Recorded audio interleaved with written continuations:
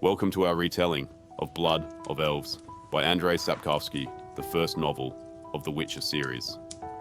Please sit back and relax as we take you beyond the Billabong.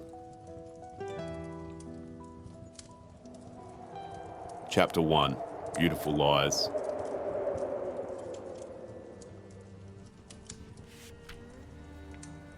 Amidst the chaos of war, beneath skies choked with ash and painted red by flames, the town lay shattered like a toy smashed beneath a careless heel.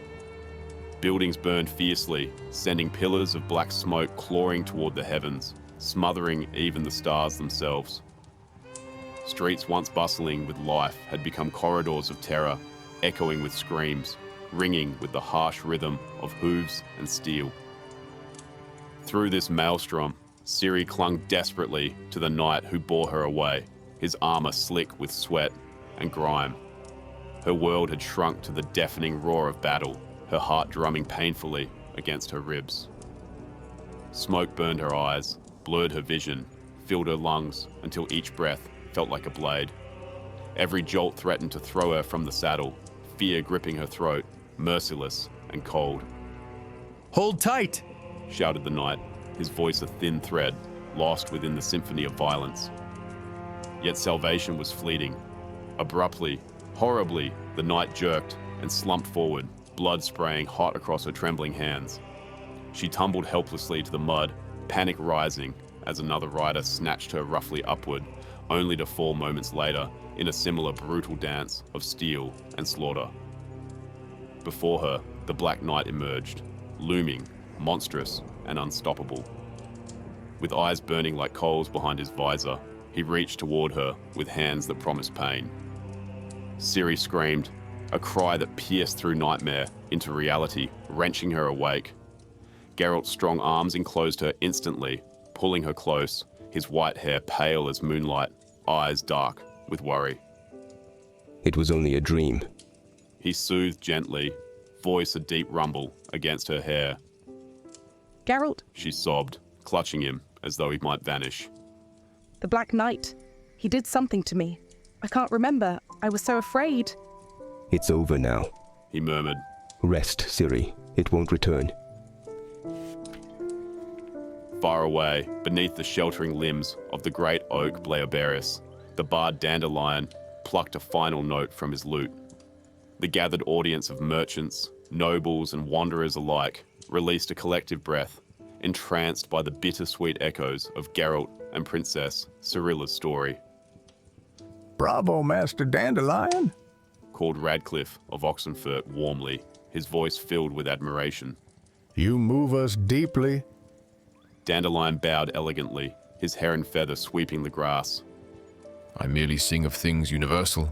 He replied modestly, deflecting eager eyes and probing questions. But curiosity could not be quenched so easily. Tell us more! They demanded. Were Geralt and Yennefer truly in love? Did they find peace? The troubadour's smile turned enigmatic, eyes glittering with secrets untold. Stories have neither true beginnings nor ends, my friends.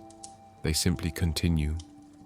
Yet their desire for answers burned brighter than any fire, Sing again, Dandelion.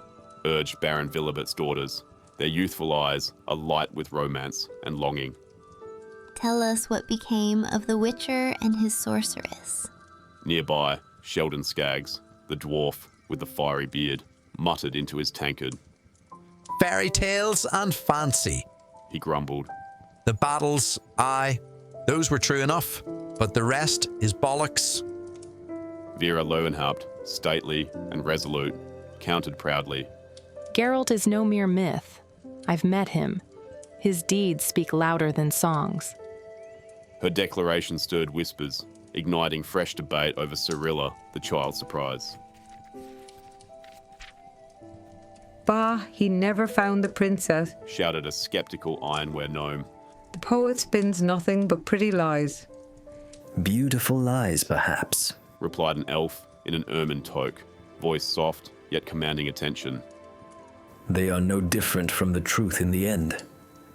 Arguments flared like sparks into the night, swirling amid stories of lost kingdoms, vanished princesses, and hearts tangled in fate.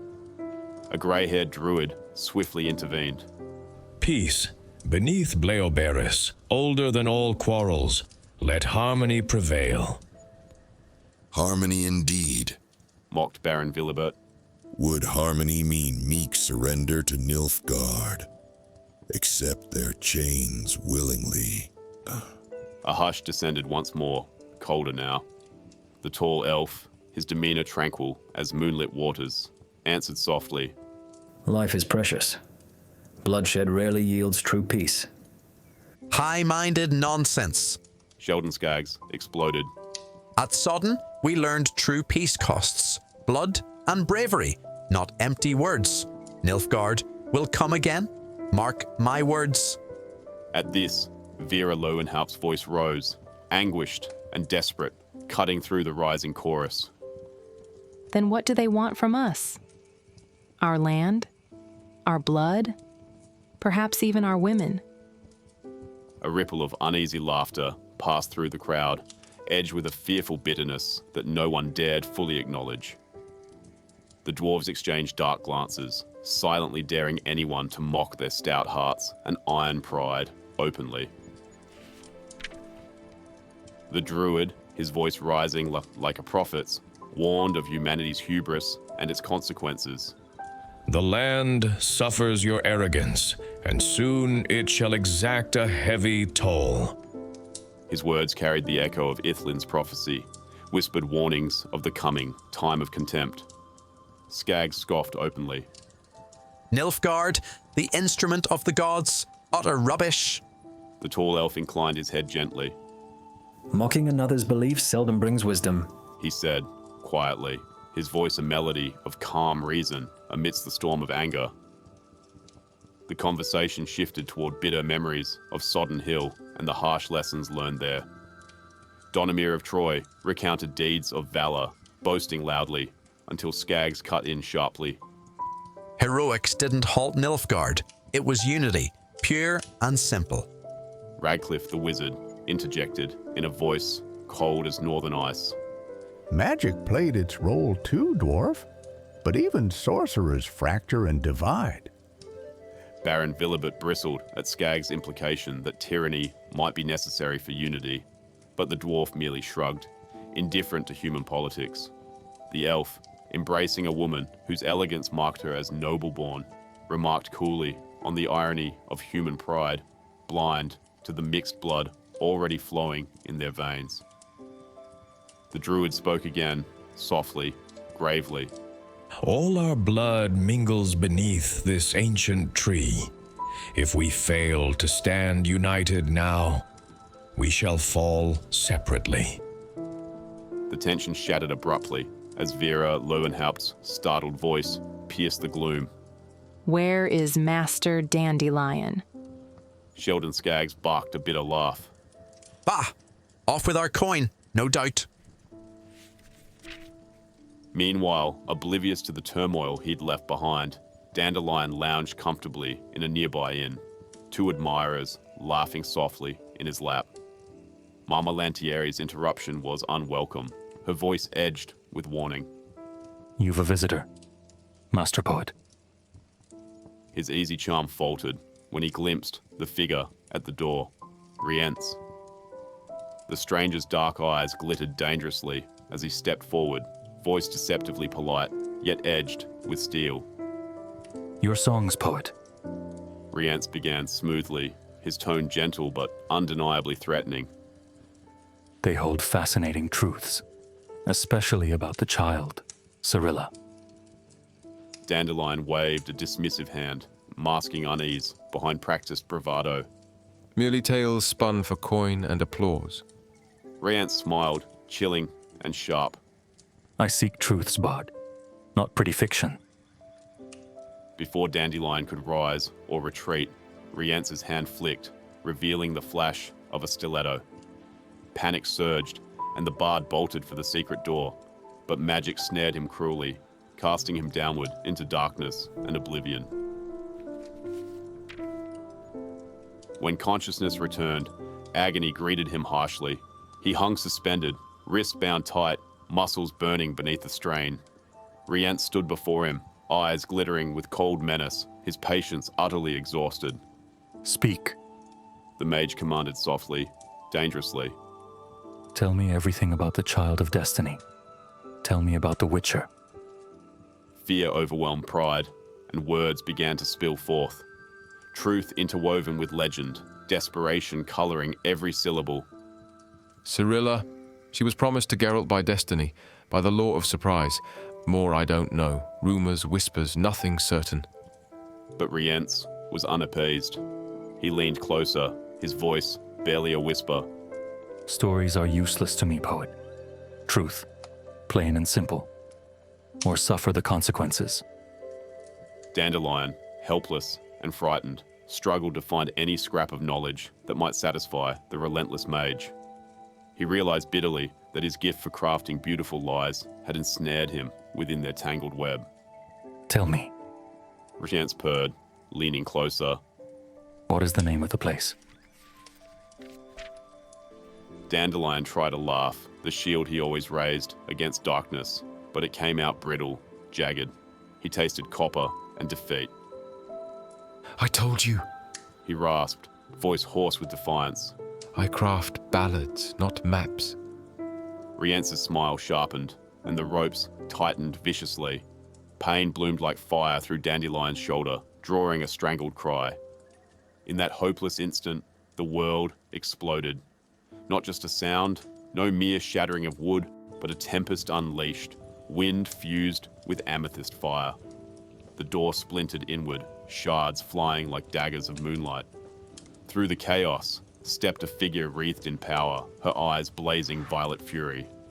She moved like a dancer of ruin, her hands tracing deadly arcs, weaving patterns that crackled through the air.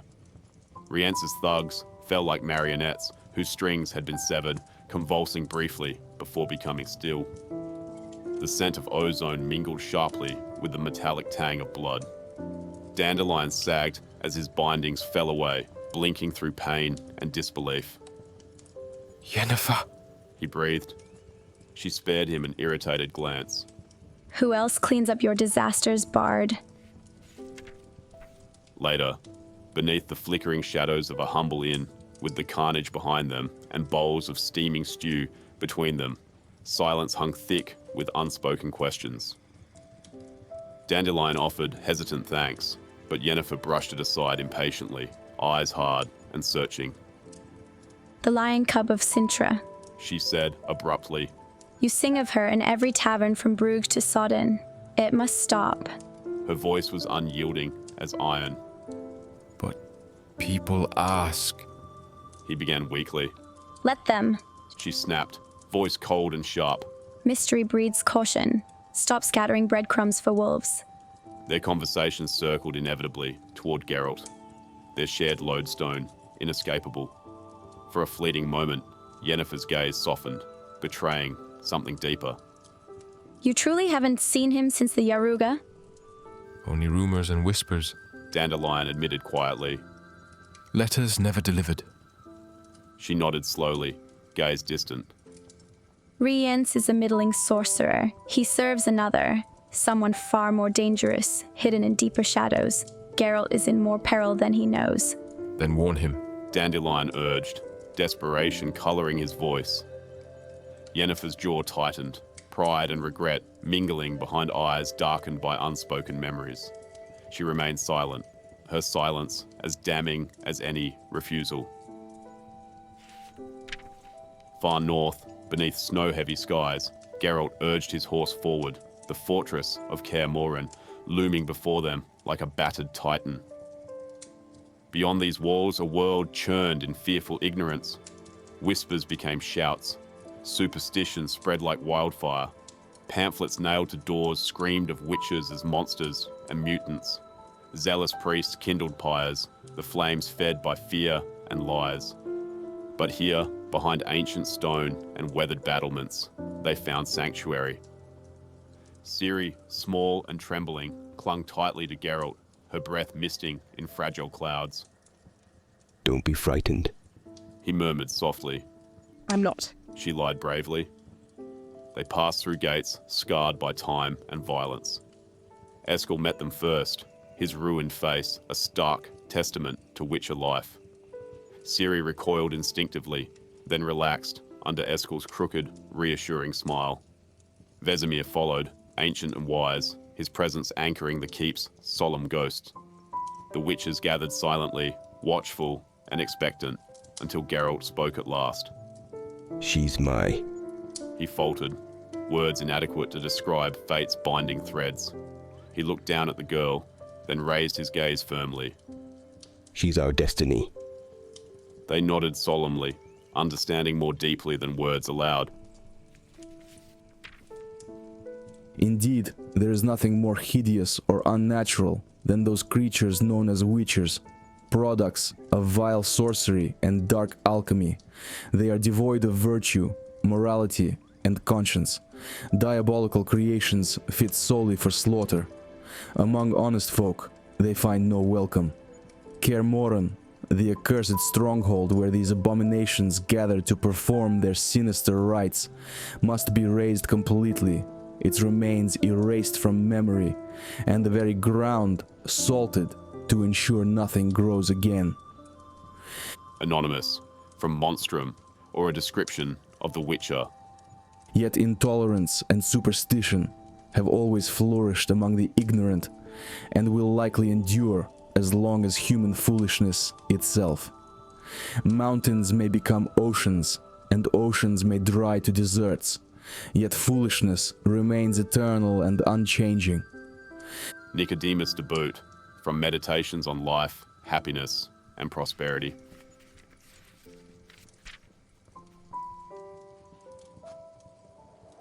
Chapter 2, Child of Elder Blood.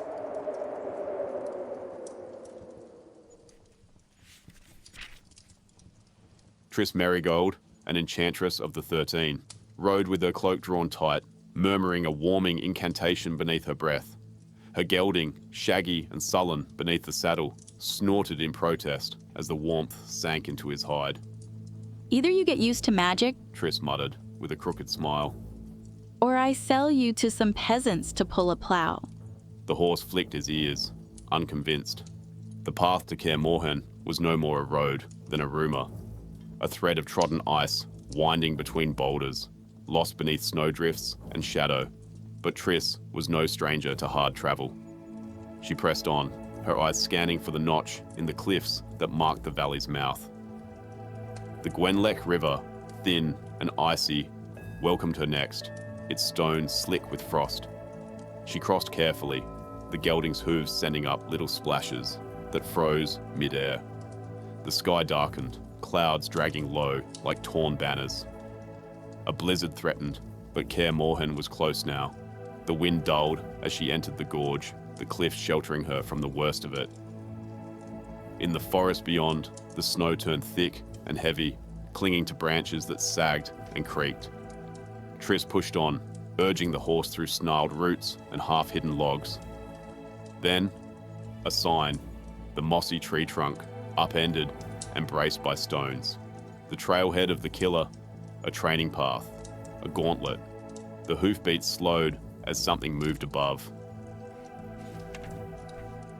Across the top of the log, a blur, small and fast. A child, surely no older than 12, dashed across with a witch's fluid stride and vanished into the trees. Triss blinked. Witches had no children. She took the shortcut through the underbrush, curiosity tightening her grip on the reins. At the gullet, where the training path leapt a gully too wide for any child's legs, she heard the stumble, then a cry. Slipping from the saddle, she hurried down the ravine. The girl stared up defiantly, emerald eyes fierce through dirt-streaked tears, her ash-blonde hair tangled with snow. Don't be afraid, Triss said softly. I'm not, snapped the girl. Triss knelt beside her. Oh, what's your name? Ciri, she whispered reluctantly. Together they rode toward the keep, a hulking silhouette of towers and broken battlements rising from the snow. Ciri flinched as they crossed the bridge, its stones lined with twisted, bleached bones. Her hand found Triss's cloak. Kaer Morhen was once attacked long ago. Triss explained, voice low. Most of the Witchers perished that day. She did not mention the screams, the fire, the way the attackers had tried to erase an entire brotherhood from the world. The child did not need to hear the full story. Suddenly, Ciri stopped. Her eyes went glassy, her voice becoming sharp and distant. They don't want to lie like this as symbols, warnings, or guilty memories, but neither do they wish their ashes scattered by the wind. Magic surged sharply around them, pressing painfully at Triss's temples. Ciri continued, voice cold and metallic. Just a mound of nettles and earth. Death sees with cold blue eyes. The height of stones or engravings means nothing. You know this better than anyone. Triss Merigold, the 14th of the Hill. Triss froze, heart racing, as Ciri's grip tightened fiercely on the horse's mane. You died there once. Leave now. Return the child of Elder Blood to her rightful guardians, or the Hill will claim you again. Suddenly, the horse stamped, breaking the spell. Ciri trembled, confused. What happened? Triss asked shakily. Nothing. Ciri muttered, wiping her eyes. Just tired, I guess. As the magic dissipated, a chilling dread remained, colder and older than Triss cared to admit. Inside the fortress, firelight flickered against stone. Triss was welcomed with weary smiles by many of the few remaining witches. Geralt met her at the threshold, pale and tired, yet warmer than she remembered. Eskel and Lambert followed, rougher, sharper, but still familiar. Finally, there was Vesemir, old, slow-spoken, yet sharp-eyed. He embraced her like kin. The talk of Vesemir's illness had indeed been a ruse, just as Triss suspected. The real reason was standing before them in the hall, clutching a practice sword with knuckles scraped raw from effort. Ciri. The witches were training her, bestowing upon her the grim legacy of their craft, sword forms, precise footwork, endurance and pain. Yet Ciri was no true witcher, no mutations, no alchemical trials, merely a girl with fierce determination burning in her eyes. Triss watched quietly as Ciri sparred against Lambert, falling repeatedly but rising each time with stubborn defiance. A pang tightened in her chest.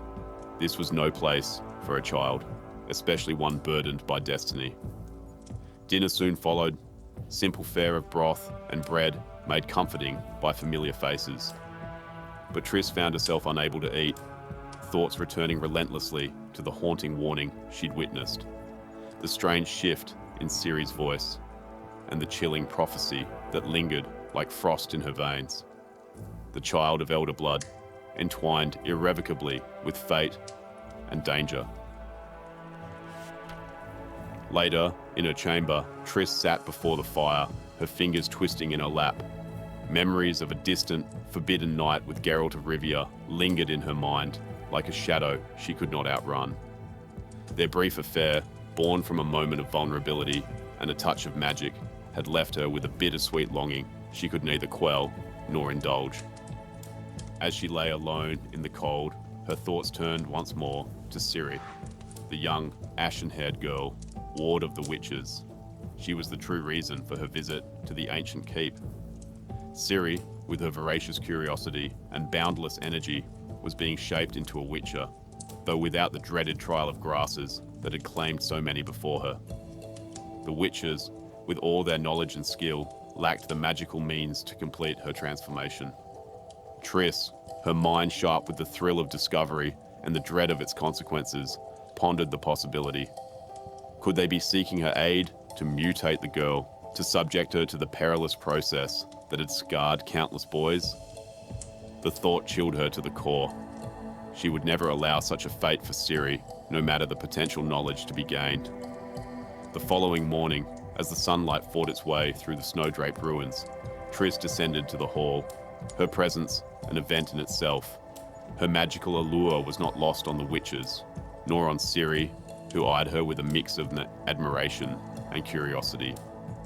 The morning meal was a cacophony of clinking cutlery and playful banter, but beneath the surface, an undercurrent of unease lingered. Geralt's gaze met Triss's across the table, a silent acknowledgement of their unspoken history. Yet, as the witches prepared for Ciri's training, the enchantress couldn't ignore the bruises marring the girl's skin, evidence of a harsh regimen that bordered on brutal. Her indignation flared, and she confronted them with the fury of a storm. Who beat you like this? Triss demanded, her voice a whip crack in the cold air. Ciri, unfazed by the concern, shrugged it off as the result of her training. The windmill. She explained matter-of-factly, describing a device designed to teach agility through painful trial and error. Triss's anger was a palpable force, one that even Vesemir, the eldest of the witches, could not quell. Her words were a rebuke, not just for the physical toll exacted on Ciri, but for the ignorance of her unique needs as a growing girl. You're all pathetic guardians. She admonished, her voice a blend of disappointment and resolve. Have any of you thought about her needs, her trauma? Geralt, silent and somber, absorbed the truth of her words. He, like the others, had underestimated the complexity of raising a girl in a world designed for boys. Triss's intervention was a revelation, a reminder of the many facets of care that went beyond simple survival. The witches agreed to Triss's conditions, her advice a balm for their troubled consciences. Ciri needed more than just physical training. She needed an education, companionship, and the chance to grow into her powers without fear. As the days grew colder, Triss's presence became a beacon of warmth and guidance. She took Ciri under her wing, offering not just magical remedies for her ailments, but also the companionship of a kindred spirit. The girl thrived under her care, her laughter a bright note in the winter gloom. Yet as the snow fell relentlessly, Geralt remained an enigma, his stoic exterior hiding emotions as deep and complex as the labyrinthine corridors of Kaer Morhen. Triss, despite her resolve to stay close to him, found herself drawn into the web of his silence, a silence that spoke volumes. Why hasn't he come to me? She mused aloud in the solitude of her chamber, her words swallowed by the wind's mournful howl. The answer lay somewhere in the past, in the tangled history between Geralt and Yennefer, a relationship as tumultuous as it was enduring. Triss, caught in its orbit, could only watch and wonder, her own desires a whisper against the roar of destiny. As the snow continued to fall, covering the ancient keep in a blanket of white, Triss knew that her time at Kaer Morhen was a turning point. It was a place of learning, not just for Ciri, but for herself. She had found a role, a purpose, and perhaps a chance to heal old wounds. On the third day, all the children succumbed except for one boy, barely 10 years old. Initially gripped by madness, he soon fell into a deep stupor.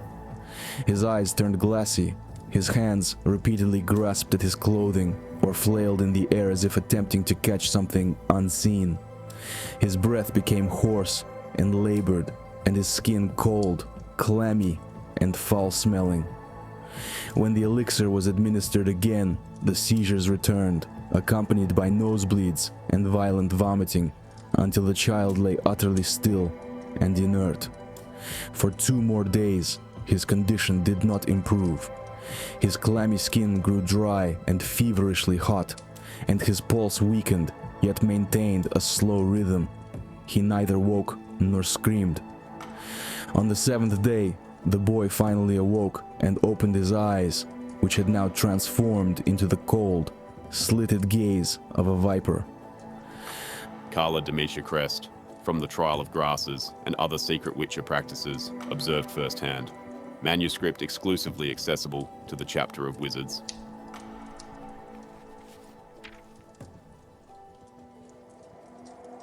Chapter 3, the 14th One.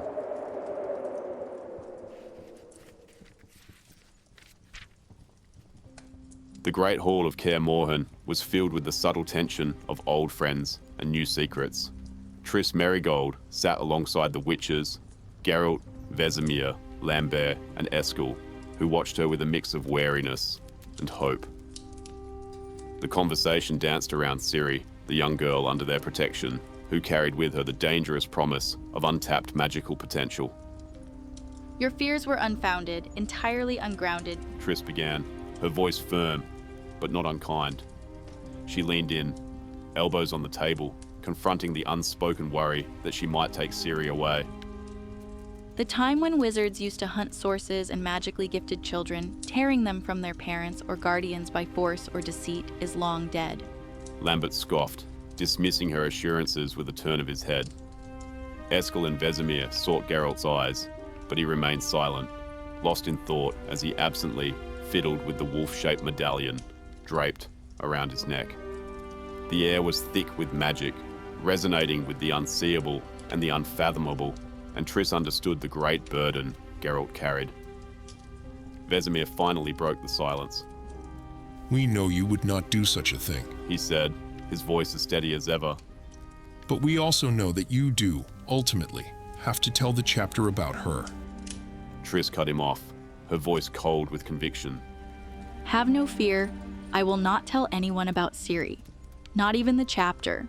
She cast a glance around the room, meeting skeptical eyes with her own steely gaze. Eskel, ever the diplomat, questioned her loyalty, a gentle prod wrapped in genuine concern. A lot has happened, Triss admitted, her voice dipping into softer tones.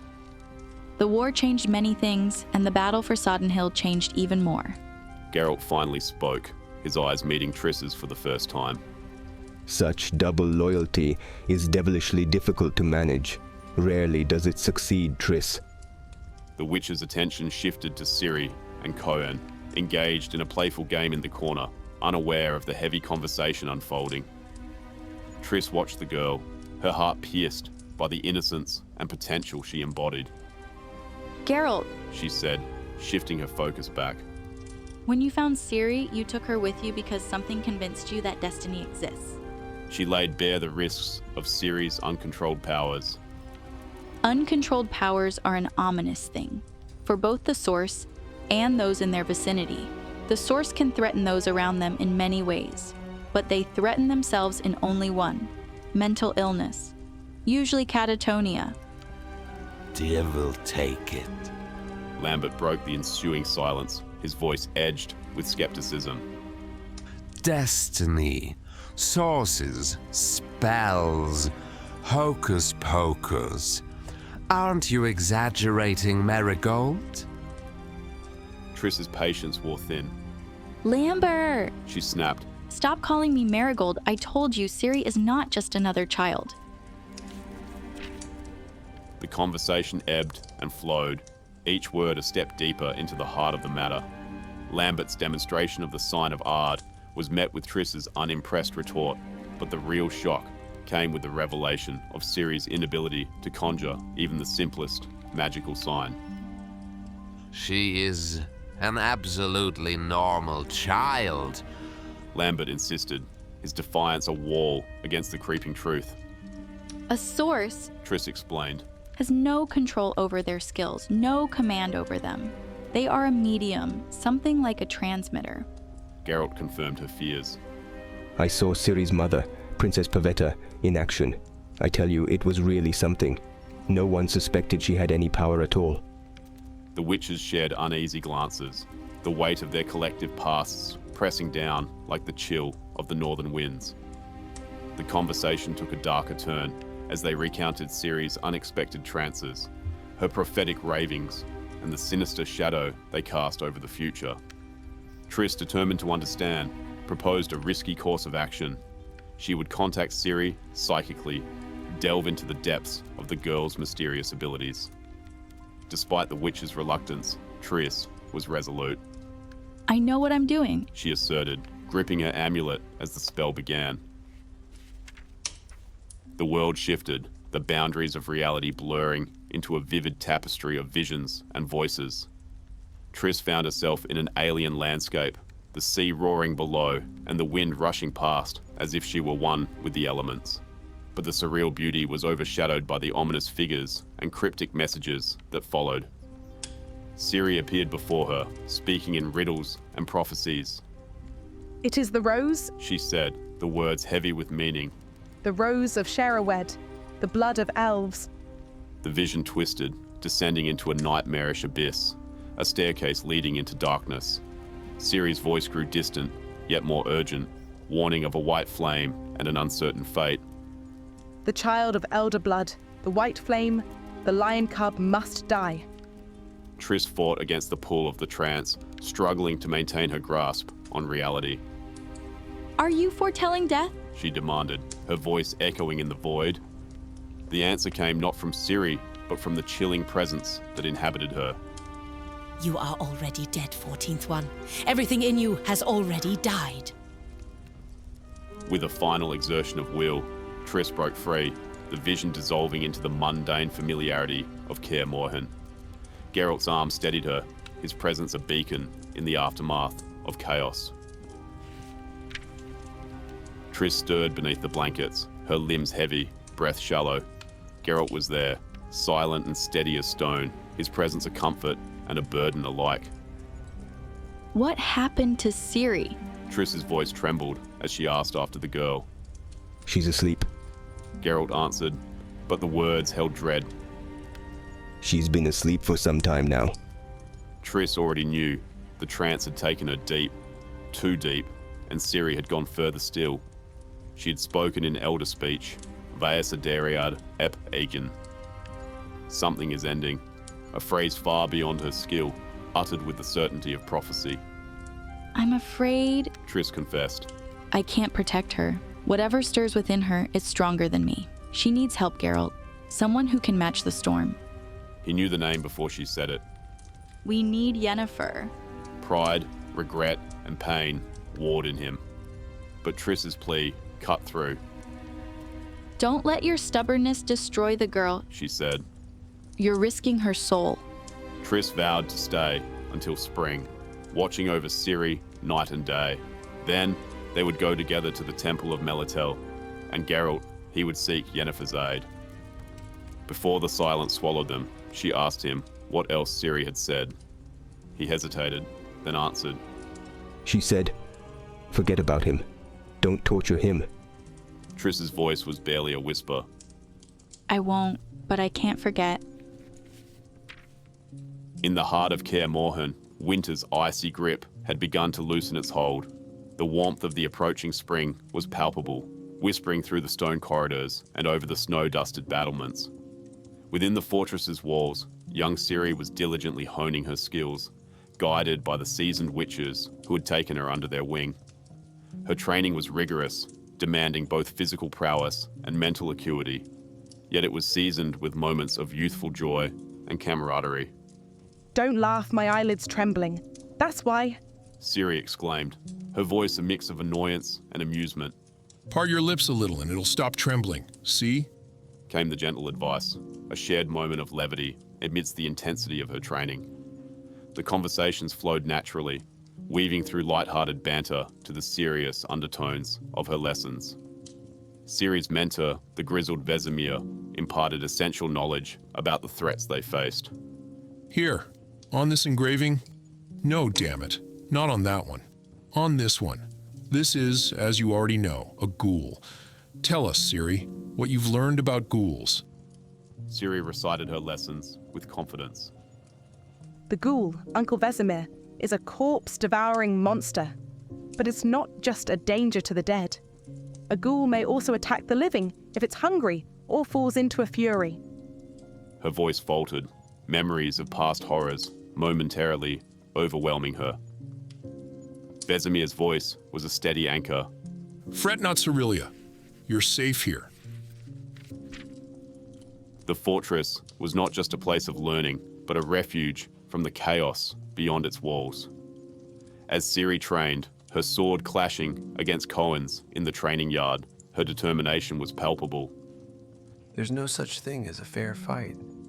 You have to make use of every advantage and every opportunity that you get. Cohen instructed, his voice calm and patient. Ciri absorbed each lesson with fierce resolve, yet her youthful exuberance often clashed with the harsh realities of her training. I'm not tired. I'm hungry. She admitted, after a particularly grueling session, her voice betraying her fatigue despite her words.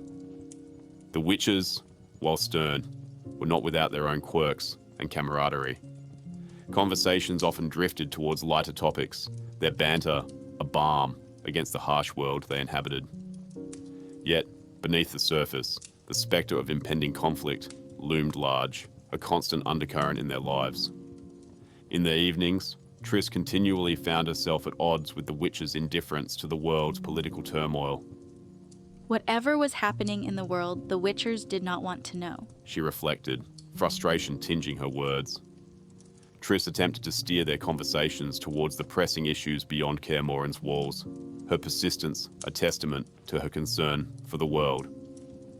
And what is it really like in the south, on the Yaruga? Is it worth going there?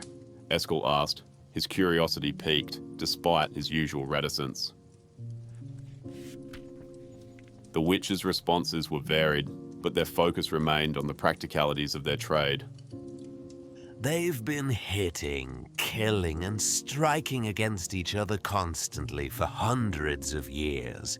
It's nothing to worry about, Lambert remarked, dismissive of the larger political landscape. Yet Triss's words carried weight, her experiences at the Battle of Sodden Hill a stark reminder of the cost of war. For you, it's an adventure. For me, it's a game in which the stakes are survival, She declared, her voice steady despite the memories that haunted her. Geralt, ever pragmatic, remained stoic. I'm a witcher, an artificially created mutant. I kill monsters for money. I defend children when their parents pay me to. That's all I do. His words were blunt, yet they were a shield, a way to distance himself from the emotional turmoil that surrounded them. The tension between their differing perspectives came to a head, emotions flaring amidst the flickering firelight. Who do you want to deceive, Geralt? Me? Her? Or maybe yourself? Triss challenged, her voice rising with emotion. The witch's response was measured, his voice a calm amidst the storm. You are not learning in order to kill and be killed. You are not learning to kill out of fear and hatred, but in order to save lives, your own and those of others. His words were directed at Ciri, yet they resonated with everyone present. Ciri's youthful defiance increasingly clashed with the wisdom of her mentors, her desire for vengeance, a stark contrast to the lessons imparted. After a heated discussion, she bolted from the keep without a word.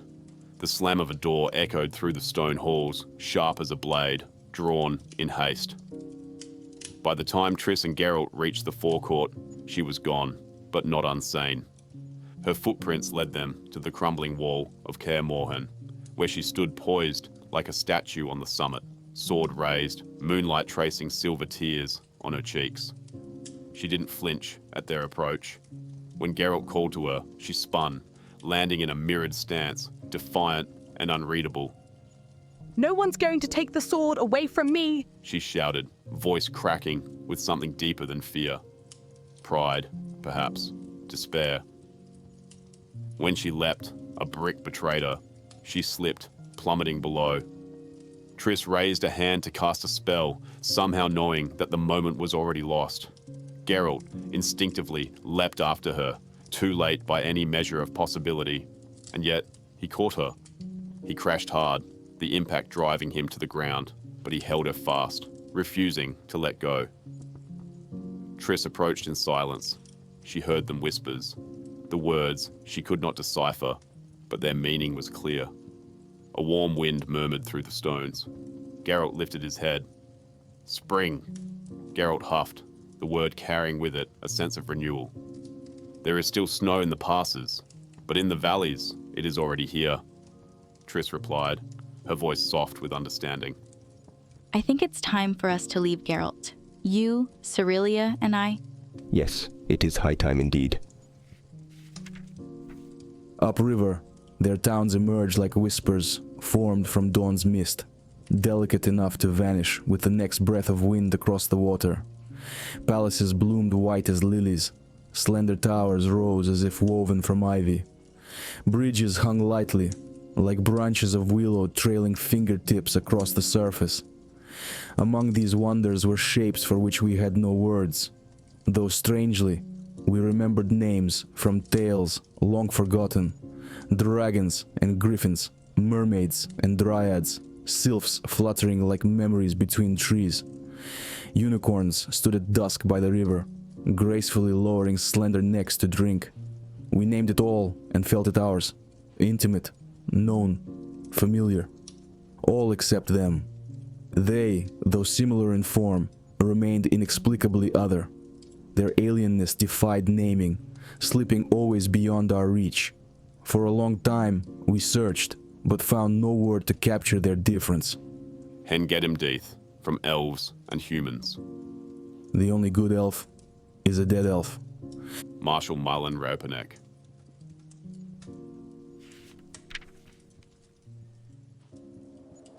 Chapter 4, The Righteous Path.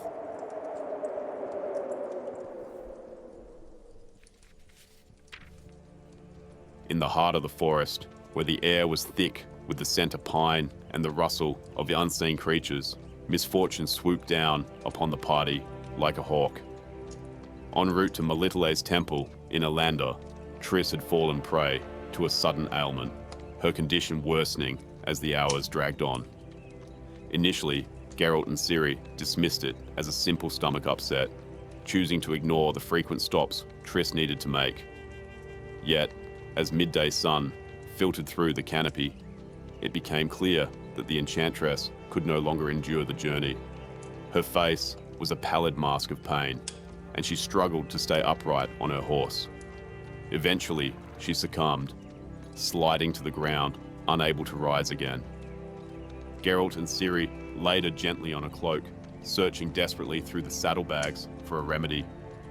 The witch's hand hovered over a casket of elixirs, but Triss, through gritted teeth and clenched fists, refused them. I'm allergic. She gasped, the words punctuated by a fresh wave of agony. I can't tolerate elixirs, only amulet, and I've lost mine.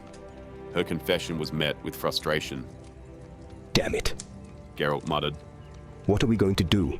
Can't you cast a spell on yourself?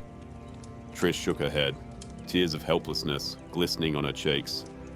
I've tried, but I can't concentrate.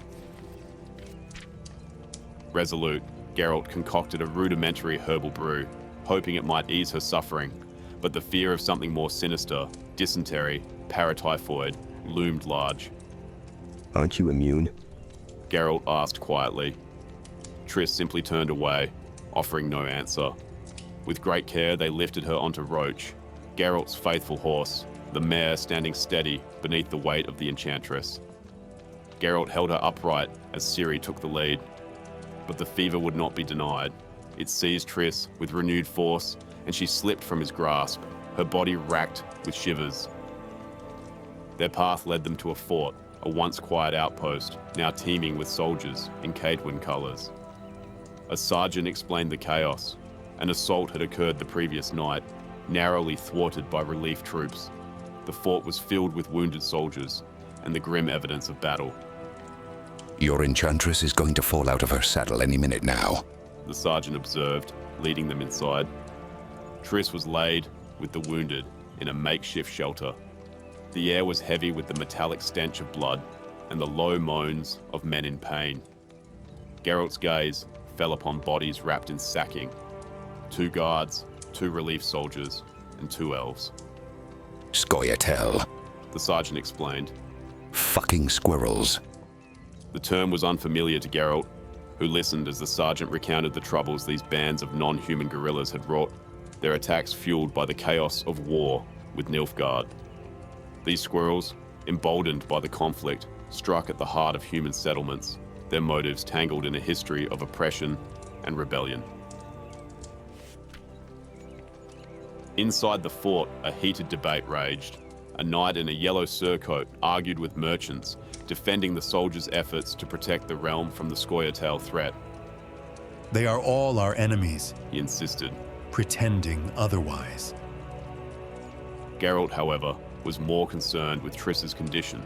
The fort lacked the means to treat her, and the threat of an epidemic loomed. You understand. The knight said. We cannot risk it. Faced with no choice, Geralt resolved to move on. The knight suggested a caravan traveling south, a possible source of aid. You might catch up by dawn, he advised. But I cannot promise help. The night was deep when Geralt and Ciri reached the caravan, its circle of wagons dimly lit by a campfire. Dwarves sprang to their feet at the witch's approach, axes at the ready, until the familiar figure of Yarpen Zegrin emerged from the shadows, recognizing Geralt with a hearty welcome. My boys and I have known Geralt of Rivia for a long time, Yarpen announced, introducing the Witcher to the camp. Among the dwarves stood Wilfred Wenck, a tall, stern figure Geralt immediately pegged as a soldier. Let's sit down, Yarpen suggested, gesturing to a stump. Tell us what you're doing here. Geralt explained their plight, the urgency clear in his voice.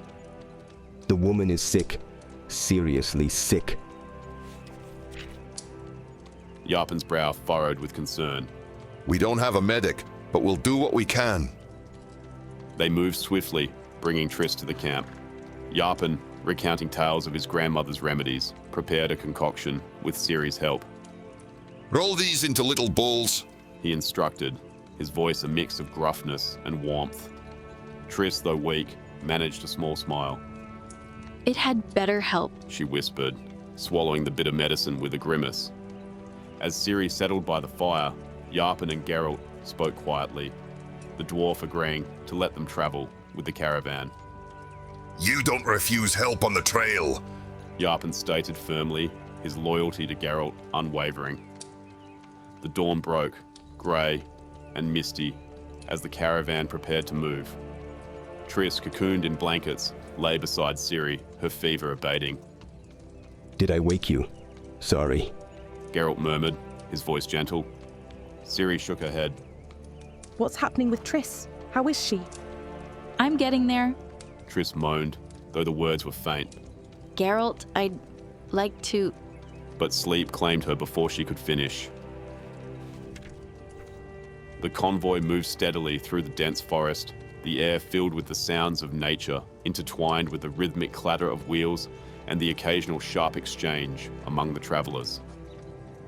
Ciri lay hidden in the wagon, her young mind absorbing the world around her with a mix of curiosity and trepidation. The forest seemed alive with secrets, and she couldn't help but feel a sense of adventure and danger lurking just beyond the trees. As Ciri listened to the conversation outside, the voices of Yarpen Zegrin, the gruff, no-nonsense dwarf, and Geralt, the stoic witcher, intertwined with the calm of the commissar, Wenck. The subject of their discussion was the safety of their journey, the possible threats of the Scoia'tael, and the responsibilities each felt towards their mission and each other. Yarpen's voice was a sturdy presence, filled with the practicality of a seasoned traveller, when Wenck expressed concern about the speed of their progress and the potential delays due to the care needed for their ailing companion, Triss Merigold. Yarpen was quick to assure him. We're ahead of schedule, Wenck, sir. And with the Witcher beside us, safety isn't a worry. Geralt, however, would not be swayed from his stance of neutrality. His voice, calm yet firm, resonated with a conviction that went beyond the immediate concerns. I am prepared to repay the help given Lady Merigold, but not in this manner. I will not enter the king's service as a soldier. The dwarf, ever the pragmatist, tried to lighten the mood, but the gravity of their situation was inescapable. The Witcher's refusal to take sides in the escalating conflict between humans and the non-human races was a point of contention, one that Yarpen could not easily dismiss. It's impossible to remain neutral. Don't you understand that? Yarpen's frustration was palpable as he urged Geralt to reconsider. Ciri, with her youthful insight, sensed the tension, even as she dozed off, lulled by the motion of the wagon and the murmurs of the forest. When she awoke, the sun was bright overhead, and the chatter of the convoy filled the air. The dwarves' banter, particularly the playful bickering between Paulie and Reagan Dahlberg, was a comforting reminder of warmth and camaraderie amidst the uncertainty. As the convoy moved on, Geralt and Yarpen's conversation turned to tales of past adventures, their laughter a brief respite from the weight of their current mission. Ciri listened eagerly, her imagination painting vivid pictures of golden dragons and cobblers named Goat Muncher, of hunts and friendships forged in the heat of danger. But beneath the stories, the reality of their situation loomed large. The tension between the humans and the Scoia'tael was a constant shadow, one that even Ciri could not ignore. Her questions, innocent yet piercing, echoed the doubts and fears of those around her. Who's right? The squirrels or you? She asked Yarpen, her voice a mix of curiosity and concern. Yarpen, in his gruff but honest way, tried to explain the complexities of their world, of the grudges and alliances that shaped their lives. We have to live next to each other, he said, his voice carrying the weight of hard-earned wisdom. Because we simply don't have any other option. Their journey was interrupted by the approach of riders, their intent unclear, adding a new layer of tension to the convoy. The encounter was a reminder of the precariousness of their situation, the ever-present threat of violence that hung over them like a dark cloud. But Triss, with her gentle smile and a simple gesture, dispelled the suspicion, at least for the moment, allowing them to continue their journey unchallenged. As the sun began to dip below the horizon, the convoy prepared to set up camp for the night. Ciri, drawn to Yarpen's tales and the warmth of the fire, found herself a part of the dwarves' world, sharing their food and laughter. The simplicity of their meal, the earthy humor of the dwarves, and the camaraderie they shared were a refuge from the worries that plagued her young mind. Yet even in these quiet moments, Ciri's thoughts returned to the larger questions, the uncertainties that filled her world. Her conversation with Yarpen, as they watched the flames flicker and dance, was a window into the complexities of a world where alliances and enmities were not as clear-cut as they seemed. So, who's right then? She asked again, her voice barely a whisper against the crackling of the fire. I don't know, Yarpen replied, his voice a mixture of resignation and hope. I'm doing what I think is right. Maybe in a few years, I'll be called a traitor, but I, Yarpen Zigrin, state that we should not kill each other. I state that we ought to live. The next morning, under the vast canopy of the ancient forest, the world seemed to come alive with the spirit of spring. Ciri, astride her chestnut horse, felt the exhilarating rush of wind against her face as she galloped forward, leaving behind the voices of caution and restraint that trailed her every move. Geralt's voice, though distant now, echoed in her mind with its familiar tone of concern. Don't run wild. But Ciri, almost 13 now, and filled with the fiery spirit of youth, had no intention of heeding such warnings today. The landscape blurred into a tapestry of green grasses, silver puddles, and feathery ferns as she pressed onward.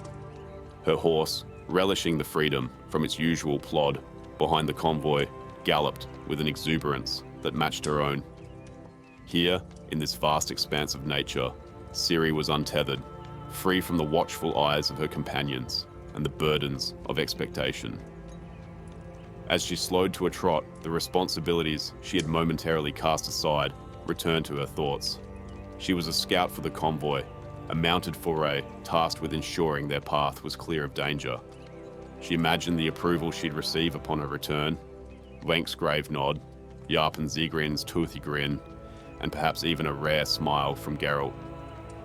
The path twisted and turned, leading her to a hill where she dismounted and explored on foot. From the vantage point, she surveyed the land and found it devoid of any threat. The serene forest, with its symphony of bird calls and the rustle of underbrush, seemed an unlikely host for danger. Yet, Ciri's thoughts drifted to the Scoia'tael, the squirrels, the elves who fought a guerrilla war against humans. Memories of fallen elves from battles past haunted her, their faces twisted in death, as vividly as if they were before her now. Ciri's mind was a tumult of recollections. Cintra, her kingdom's fall, the terror of escape, and the Black Knight who haunted her dreams. Despite Geralt's teachings of neutrality, Ciri felt a burgeoning desire to fight against the injustices she had witnessed. She envisioned herself as a witcher, a defender of the helpless against the world's evils. Her reverie was shattered by a sudden, inexplicable silence in the forest. Instinct honed by survival kicked in, and she dove under a juniper bush, heart pounding. From her hiding place, she watched as a column of elves, silent as spectres, passed by. Their presence was a stark reminder of the tension simmering beneath the surface of this seemingly peaceful land. Geralt found her soon after, his presence a steadying force amidst her swirling thoughts. Not a word about what we saw, he instructed, caution in his voice. Ciri, puzzled by the secrecy, questioned the wisdom of neutrality in a world so clearly divided between friend and foe. Their journey led them to the ruins of Sharawed, an elven palace long since fallen to ruin. Amidst the crumbling stones and untamed growth, Geralt shared the tale of Elaren, the White Rose, whose call to arms led her people to their doom. Her defiance, though noble, had brought ruin to her race, a poignant caution against the impetuousness of youth. Ciri, moved by the story and the enduring beauty of the roses blooming amidst the ruins, took one as a keepsake. Yet as she did, a premonition struck her, a vision of the convoy under attack. The forest path flew beneath her as she raced back, the scent of smoke and the cries of battle drawing her onward. The once serene glade was now a scene of chaos, wagons aflame and arrows slicing through the air. Ciri, heedless of Geralt's calls for caution, plunged into the fray, her heart set on protecting her friends. Amidst the melee, she found Triss, injured but alive, and dragged her to safety. The Scoia'tael, fierce and relentless, pressed their attack, but the convoy, though outnumbered, fought with tenacity. Geralt, a whirlwind of steel, cut through the chaos to reach her side, his presence a bulwark against the tide of violence. The battle, brutal and swift, left its mark in blood and loss. Friends lay among the fallen, the cost of a conflict driven by forces beyond their control. Ciri's idealism was tempered by the harsh realities of war, the weight of neutrality's burden settling heavily upon her young shoulders. In the aftermath, as the survivors gathered their dead, the truth of their mission was laid bare. The convoy had been a trap, a decoy laden not with gold, but with ordinary stones. Betrayal and sacrifice intertwined, leaving Ciri to grapple with the complexities of loyalty and justice. Zigrin, once suspect, stood vindicated amidst the wreckage, his question echoing in the silence. What have you done to us? The weight of history and the legacy of choices made resonated through the clearing, a somber reminder of the cost of survival. Geralt, ever the pragmatic, turned Ciri's thoughts to the lessons learned. To be neutral does not mean to be indifferent or insensitive, he explained. In the ruins of Sharawed, amidst the blood and ashes, the lesson crystallized. One could choose to fight without succumbing to hatred. As they prepared to leave the devastated glade, Ciri pinned the rose, once a symbol of defiance, now a reminder of the delicate balance between action and consequence, to her jerkin. The journey ahead was uncertain, but with Geralt by her side, she faced it with renewed resolve.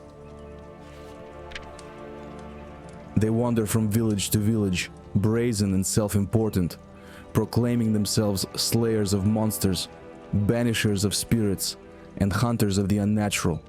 They demand coin for their services, earned or not, and once paid, vanish down the road to peddle the same tales in the next hamlet. Their easiest prey, the poor and uneducated, honest peasants, terrified by bad luck or failing crops, quick to blame goblins, curses, or some lurking fiend, Instead of seeking the gods or making offerings at the temple, they give their last coin to a witcher, one of those soulless, godless mutants, trusting he'll rid them of their woes and deliver salvation. Anonymous, monstrum, or a description of the Witcher. I have no quarrel with witchers. Let them chase vampires so long as they pay their taxes. Radovid III, the Bold, King of Redania. If you're after justice, hire a witcher. Graffiti on the walls of the Faculty of Law, University of Oxenfurt.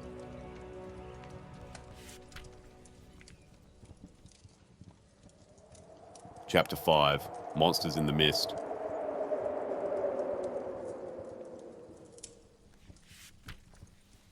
As the morning mist clung to the delta, casting a spectral cloak over the sluggish waters, Geralt of Rivia leaned against the railing of the barge, his mind a tempest of thoughts. The Witcher, with his silver hair and brooding countenance, was a figure of quiet strength amidst the throng of peasants and merchants dozing around him. A young boy with a velvet hat too large for his head interrupted Geralt's solitude. "Are you a knight?" he asked, eyes wide with curiosity. No. Geralt replied, a hint of amusement in his voice. I'm not. "But you've got a sword. Why would you have one if you're not a knight?" The boy insisted, his innocence as bright as his sky-blue eyes. Geralt leaned on the railing, dismissing the boy with a wry comment. Because someone nicked my oar. The boy grumbled, his gap-toothed grin stretching wide as his mouth hung open. Now back away from the edge, the Witcher said flatly. And close that mouth, lest you intend on feeding the flies. The boy's mother, a noble woman draped in fineries, whisked him away, chastising him for mingling with the passing rabble. As the barge lumbered along, Geralt turned his attention back to a letter from Ciri. Her words were a tapestry of youthful exuberance and longing. I sleep in a big hall called the dormitorium. My bed is huge. I'm with the intermediary girls.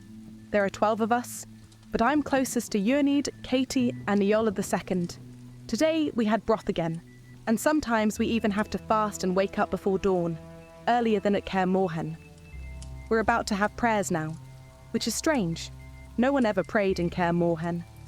I suppose it's because this is a temple.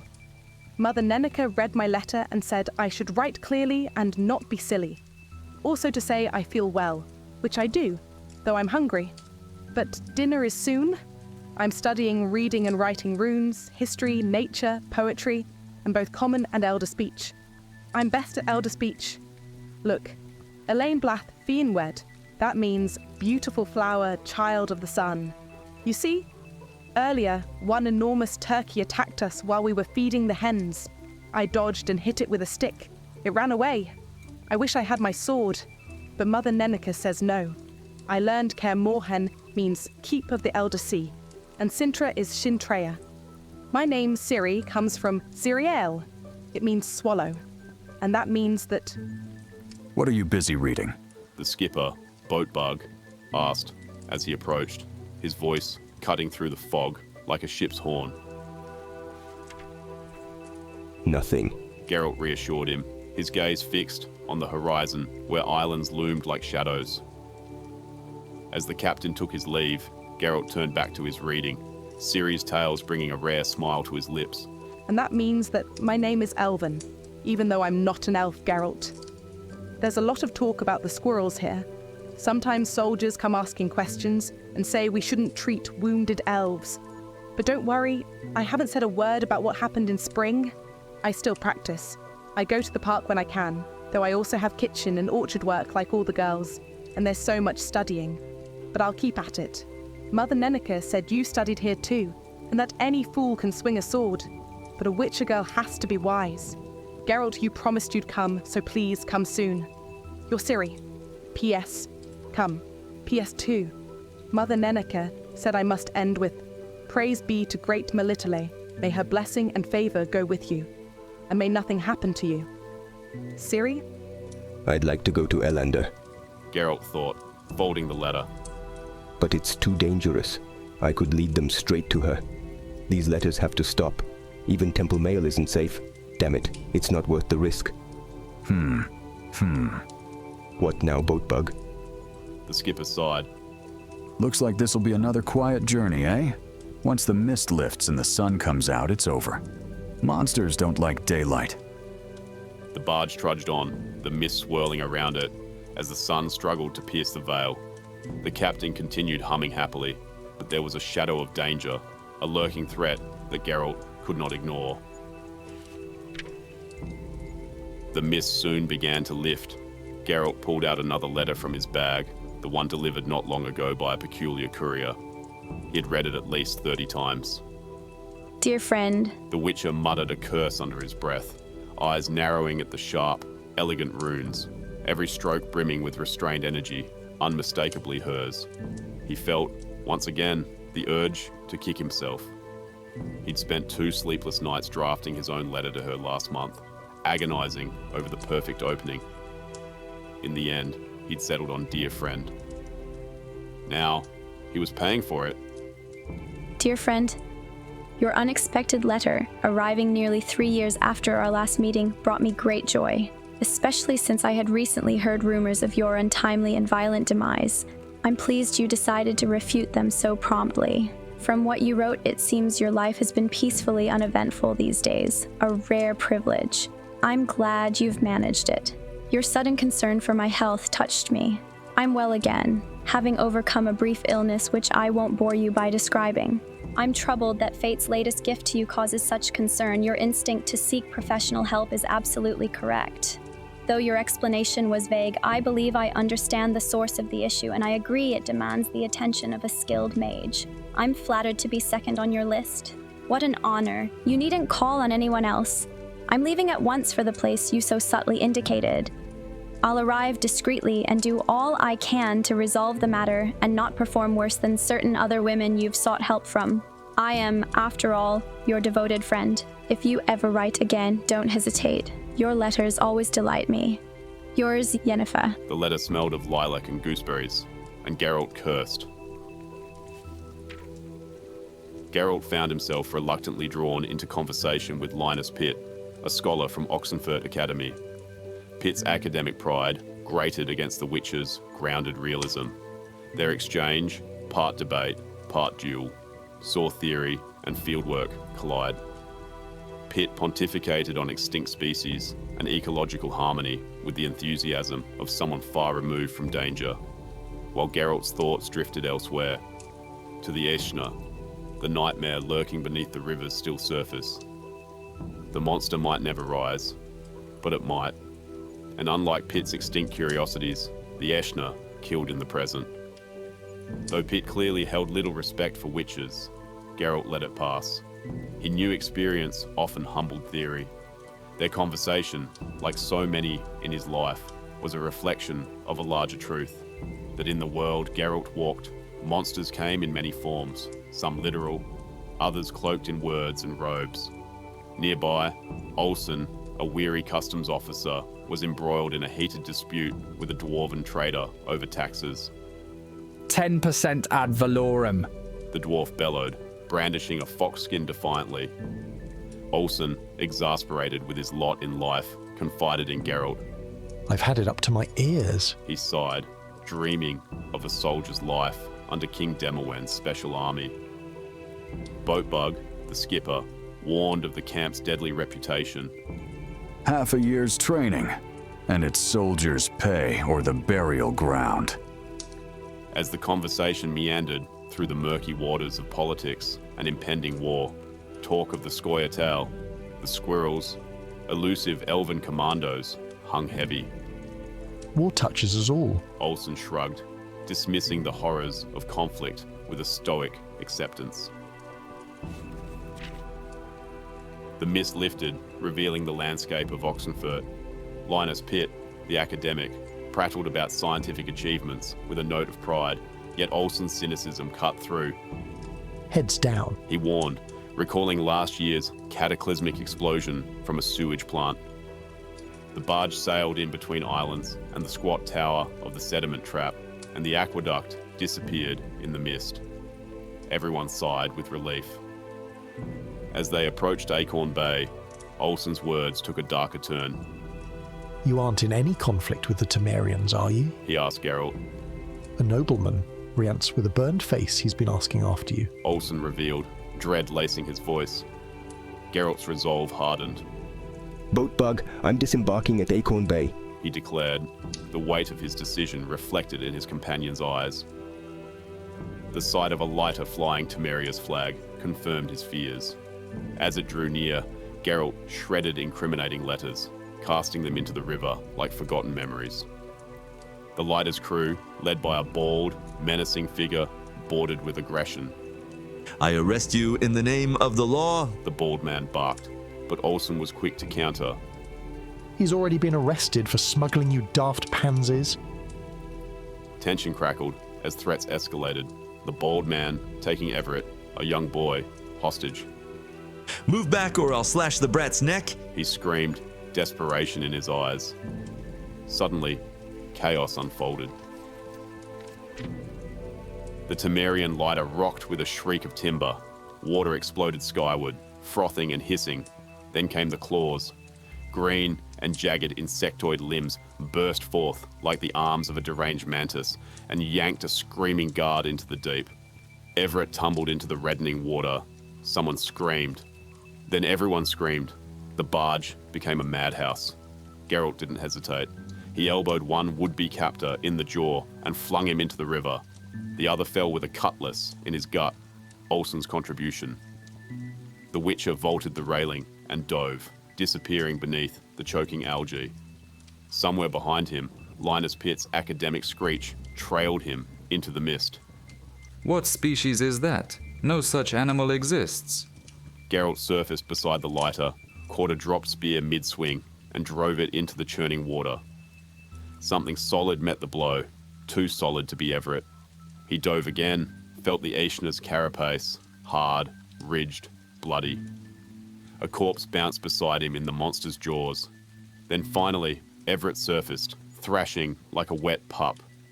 Geralt swam hard, yanked the boy free from a tangle of algae, and kicked for the barge. Hands reached down, voices howled. He passed the child up and was rewarded with a blow to the back of the head. The bald man. They struggled, choked, drowned. Geralt clawed at Baldy's face, but something seized his leg.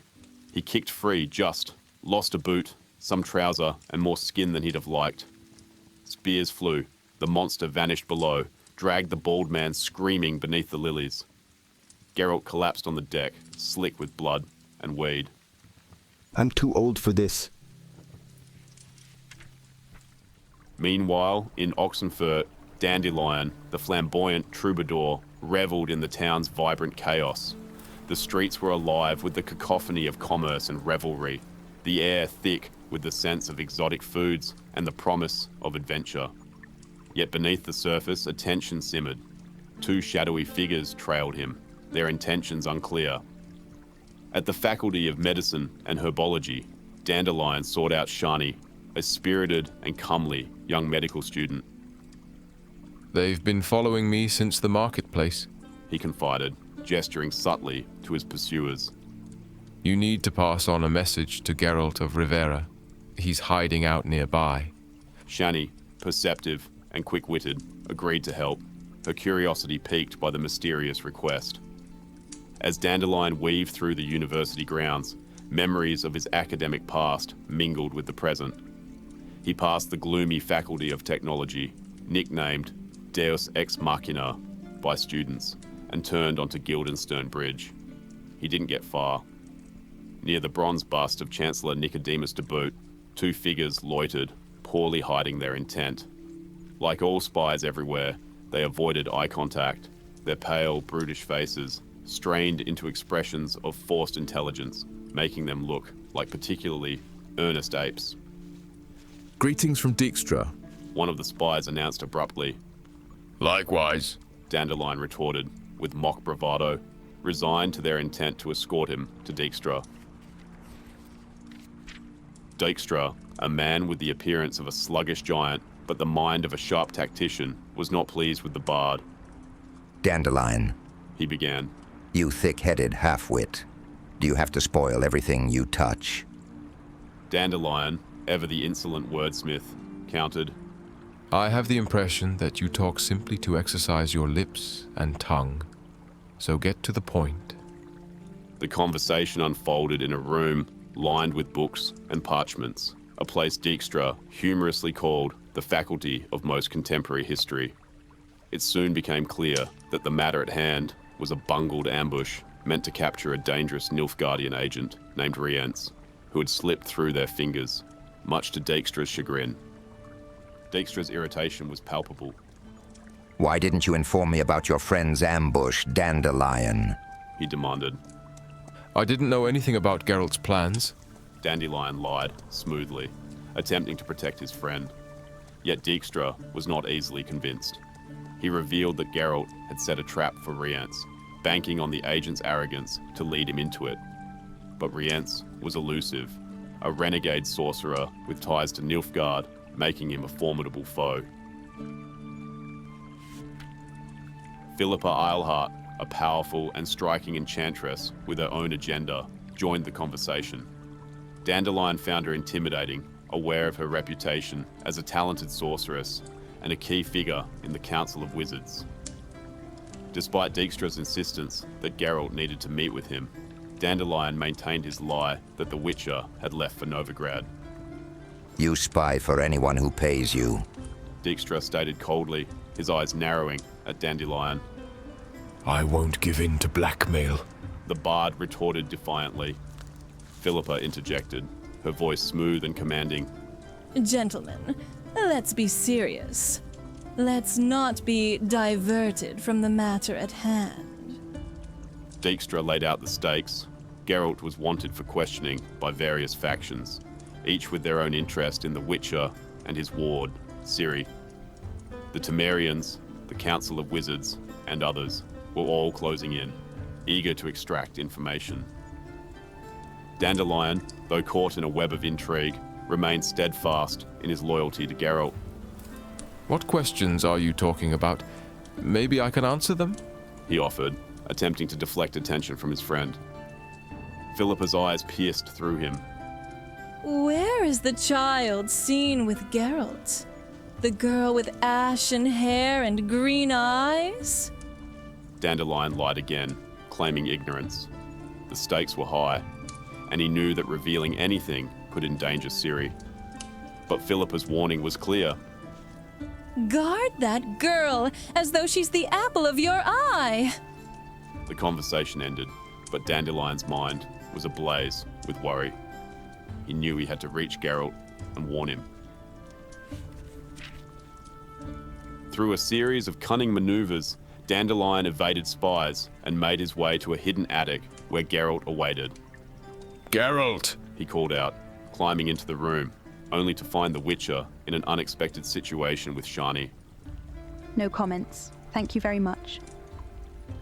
The Witcher sat down on the bed, and the medical student quickly covered herself, yanking the sheet right up to her upturned nose. Pack your bags, Dandelion urged, rolling his eyes. Your departure is imminent. Geralt, understanding the gravity of the situation, began to gather his things.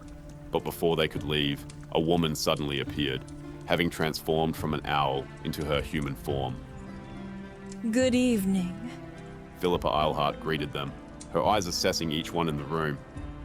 She warned Geralt about the dangers surrounding his ward, urging him to take his responsibilities seriously.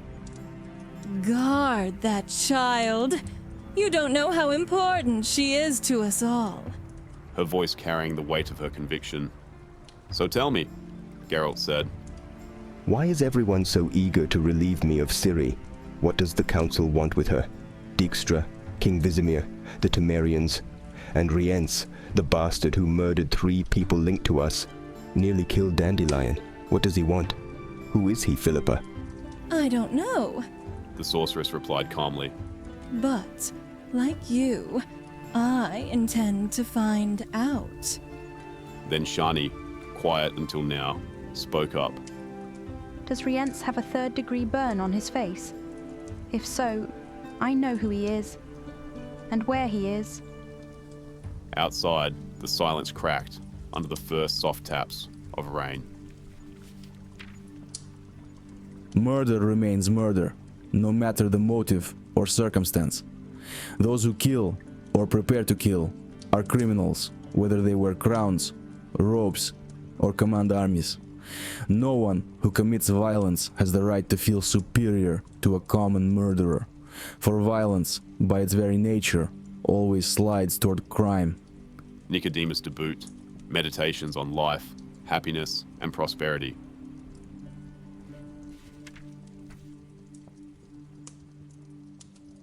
Chapter 6, The Poisoned Source.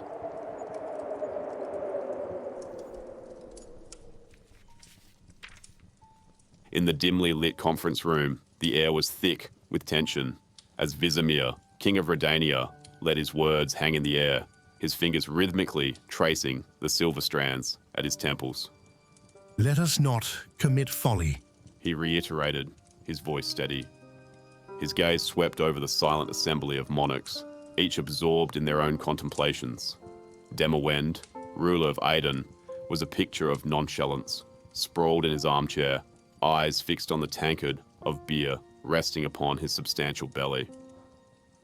Foltest, lord of Temeria and several other realms, gazed pensively out the window, his noble profile silhouetted against the rainy backdrop, while Henselt of Cadwyn, grizzled and bearded, scrutinized the others with his sharp, beady eyes. Meve, the regal queen of Lyria, toyed with the rubies in her necklace, her lips occasionally curling into a cryptic smile. Vizimir's voice, laced with urgency, pierced the silence. Nilfgaard is at the Yaruga, and I hear whispers of complacency. They will advance, and we cannot afford to repeat the mistakes of the elves who thought they could halt our ancestors with mere hope. Henselt scoffed, his voice a growl. Do not compare us to the elves. We showed the Nilfgaardians at Sodden what happens when they cross us. Emir's so-called moral stance is a facade. His marshals paid with their lives for their failures. And now, who will lead them? The sergeants. Demawend interjected, his tone cool and analytical.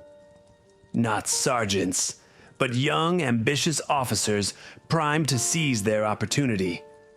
They've been biding their time, honing their strategies, and now they itch to prove themselves by crossing the Yaruga. Henselt shrugged, dismissive. They won't dare. The estuary is fortified, and our forces, alongside Sidaris' fleet and the Skellige pirates, control the seas. Nilfgaard's famed cavalry will find themselves stranded, and will deliver another Sodden. Meve's voice cut through the bravado, sharp and incisive. What if Nilfgaard waits? Time favors them, not us. Their insidious influence is spreading, inciting unrest among non-humans and humans alike. We face war on multiple fronts, and they simply bide their time. Vizimir nodded, acknowledging her point. Indeed, Meve. Emir waits while internal strife brews. From the free elves of Dol Blathana to the rebellious dwarves in Mahakam. From the insidious Scoia'tael to the discontented peasants lured by promises of a better life under Nilfgaard. Time is not on our side. Foltest's voice was firm, resolute. If the non-humans want war, they will have it. I will pacify the Scoia'tael in my lands within 6 months. Tragedy or not, the elves must be subdued. Demawend, his expression thoughtful, added. But will our armies march against our own people if need be? Our challenges are not just external. Nilfgaard's economic influence is suffocating us. We must act now or face ruin. The room fell into a contemplative silence, the only sound the relentless patter of rain against the windows. Henselt finally spoke, his voice gruff. It's Nilfgaard's agents, stirring unrest, sowing discord. Clerics preach the end of the world, inciting the masses. Foltest nodded, frustration edging his voice. For years, peace reigned. Now, these fanatics spread dangerous prophecies. My patience wears thin, but we must tread carefully. Violence against clerics could spark riots. Vizimir sighed, his gaze steady. We need decisive action. Something must be done to break this stalemate.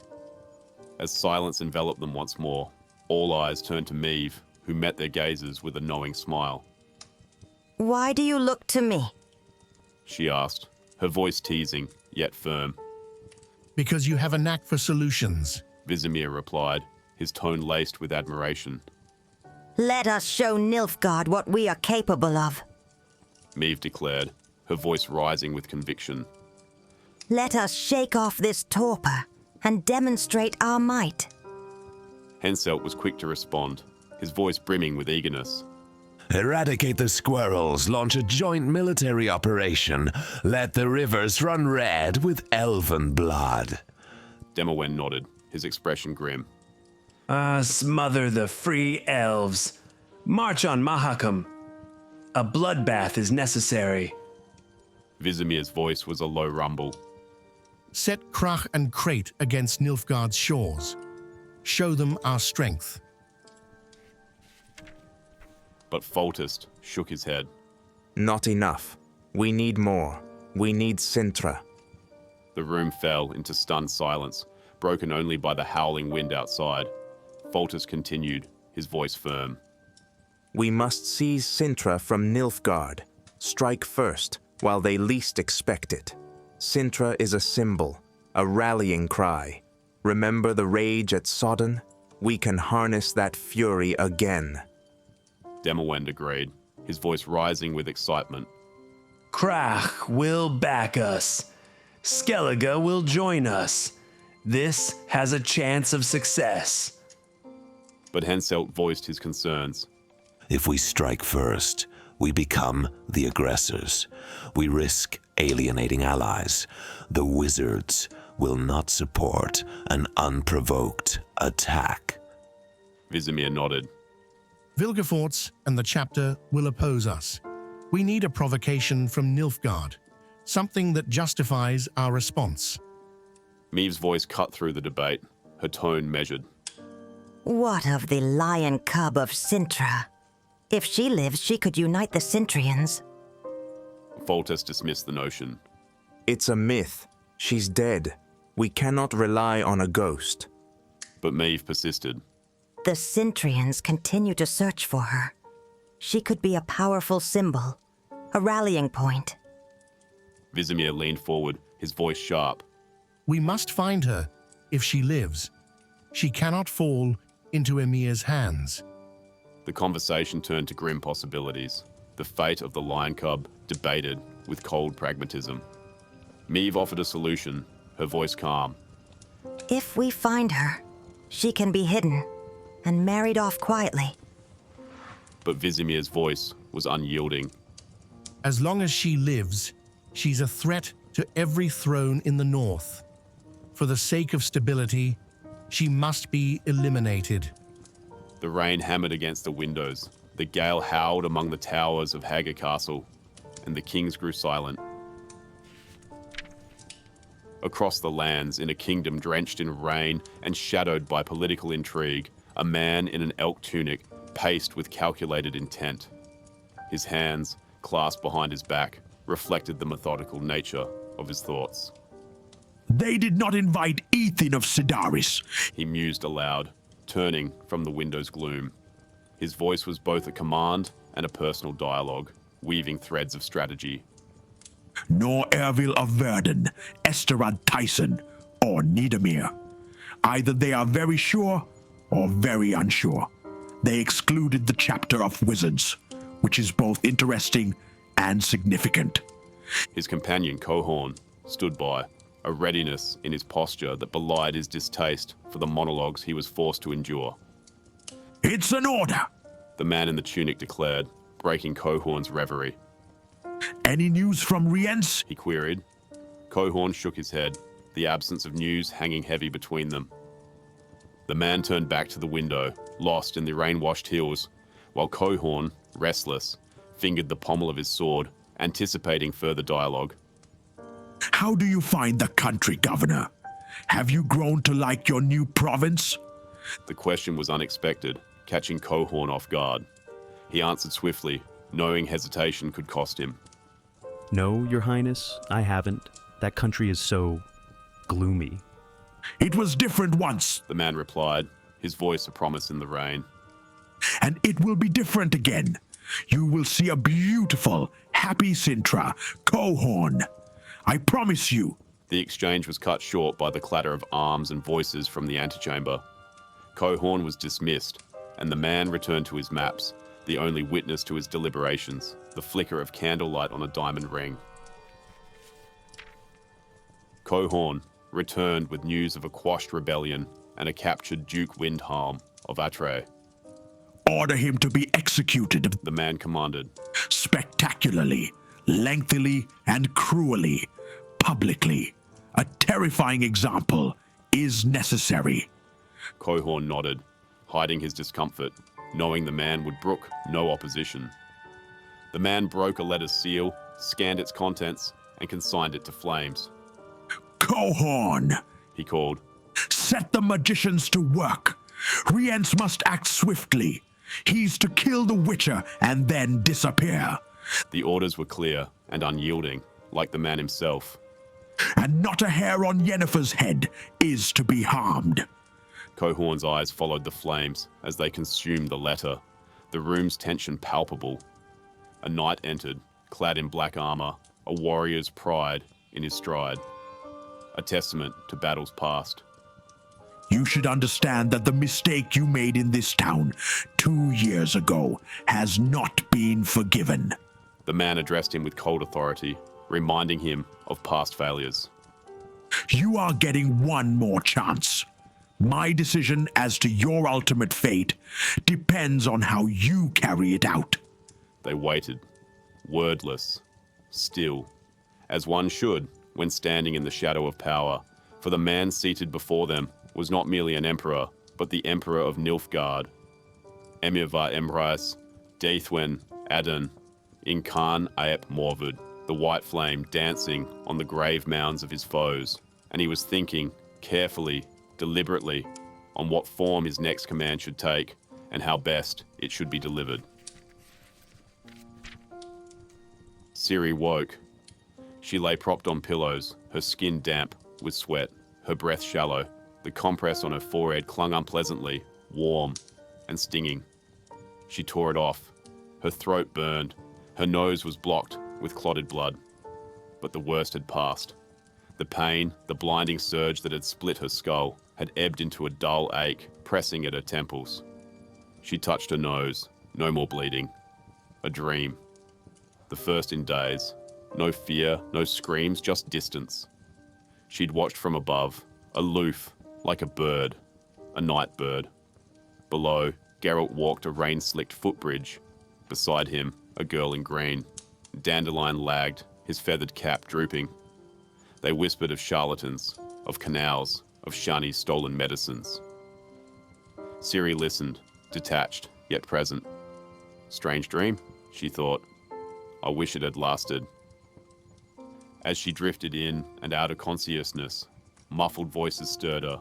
Nenneker's was sharp with anger, accusations, cruelty, recklessness. No heart. She walked beside Yennefer through shadowed halls. Doors opened silently, endlessly, but ahead loomed one that would not, one that must not. She pulled away, but Yennefer held fast. You've betrayed me, Ciri thought. I'm not your puppet. If you're afraid, turn back, Yennefer said. It's not too late for you, but for me, it is. Suddenly, she heard the trample of hooves, the flutter of wings, the clank of black armor. And then came a voice, calm, methodical, cruel. You mistook the stars in the lake for the heavens. Ciri woke, covered in sweat and heart pounding, her blanket sliding to the floor. Yennefer sat beside her, regarding through her dark veil of hair. She gathered the girl gently into her arms, holding her close, while the rain whispered in the trees outside. Far beyond the window, the rain fell in relentless sheets, drumming on rooftops and slapping against the canal. It was a night thick with shadows and tension, broken only by Dandelion's muttered complaints as he wrung out his sodden hat. A veritable fortress, he grumbled, eyeing the shack on stilts across the water. What's that fraud so afraid of? The ghosts of his own lies? The answer came soon enough. With Shanny's sharp tongue and a convincing lie about academic disgrace, Meerman reluctantly lowered the drawbridge, unlocking his fortress door with a dozen rusting bolts. He barely had time to squint into the dark before a black-gloved fist cracked across his temple. Stars burst behind his eyes, and he crumpled like wet parchment. Now, bound to a chair, gagged and wide-eyed, he sat in the middle of his cluttered room, shelves lined with jars, scrolls, false elixirs, and secrets. Geralt stood before him, rainwater dripping from his shoulders, eyes like twin blades. Where is Rience? The Witcher growled, each word cold and edged. Meerman's silence was fear, not defiance. He knew that between Geralt's fury and Rience's vengeance, there was no safe answer. From the shadows, a voice slithered in, smooth, commanding.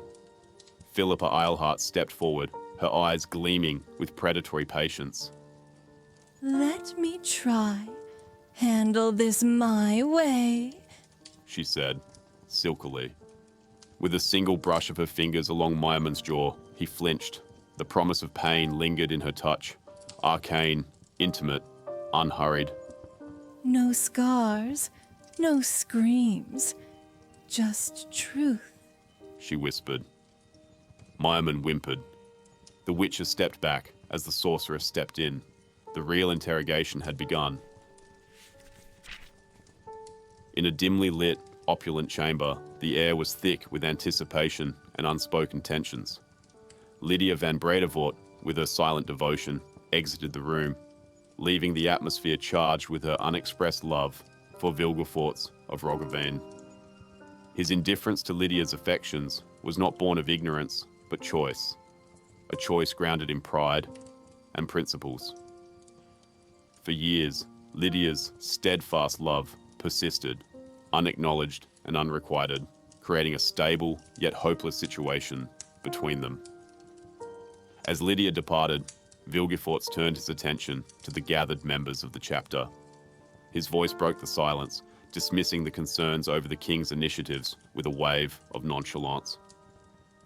Their plans must simply be ignored, he declared, his tone suggesting that their intervention was neither needed nor welcomed.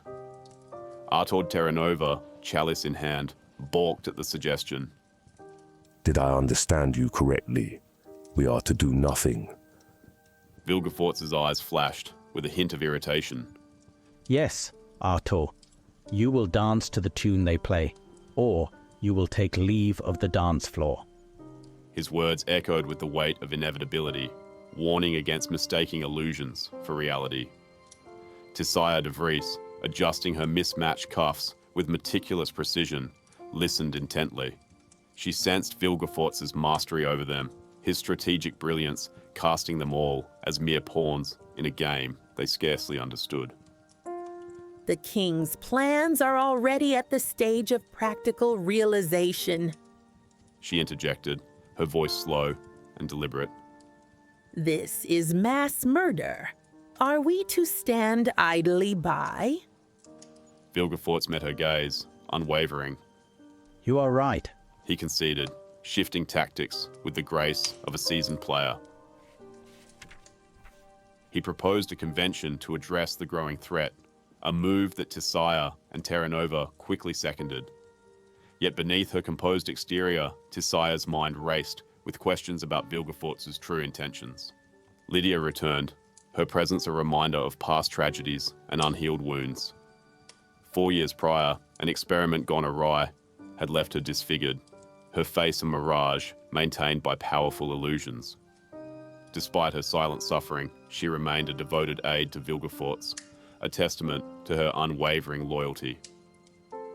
As discussions resumed, Vilgefortz steered the conversation towards Yennefer, probing into her affiliations and emotional state with a calculated curiosity. Tisia's response was measured, her defenses up. Yennefer is living in Vengerberg, but they do not work together all the time. Vilgefortz's interest seemed personal, a thread woven with his own enigmatic agenda. At one time, she was closely tied to a certain witcher, Geralt, if I'm not mistaken. Why are you asking about that? Tisia's voice cut through the chamber, sharp, unmistakably protective. Vilgefortz raised an eyebrow, his tone smooth as silk, but threaded with feigned innocence. Surely, Tisia, you understand. In times such as these, we must know where each of us stands, emotionally as well as politically. Grief clouds judgment, and Yennefer has seen her share of loss. He let the words hang, his expression unreadable. When the storm breaks, we must all be certain who will weather it and who might be swept away. Meanwhile, in the shadow-draped alleys of Oxenfurt, Geralt stood still as stone, every muscle coiled for conflict.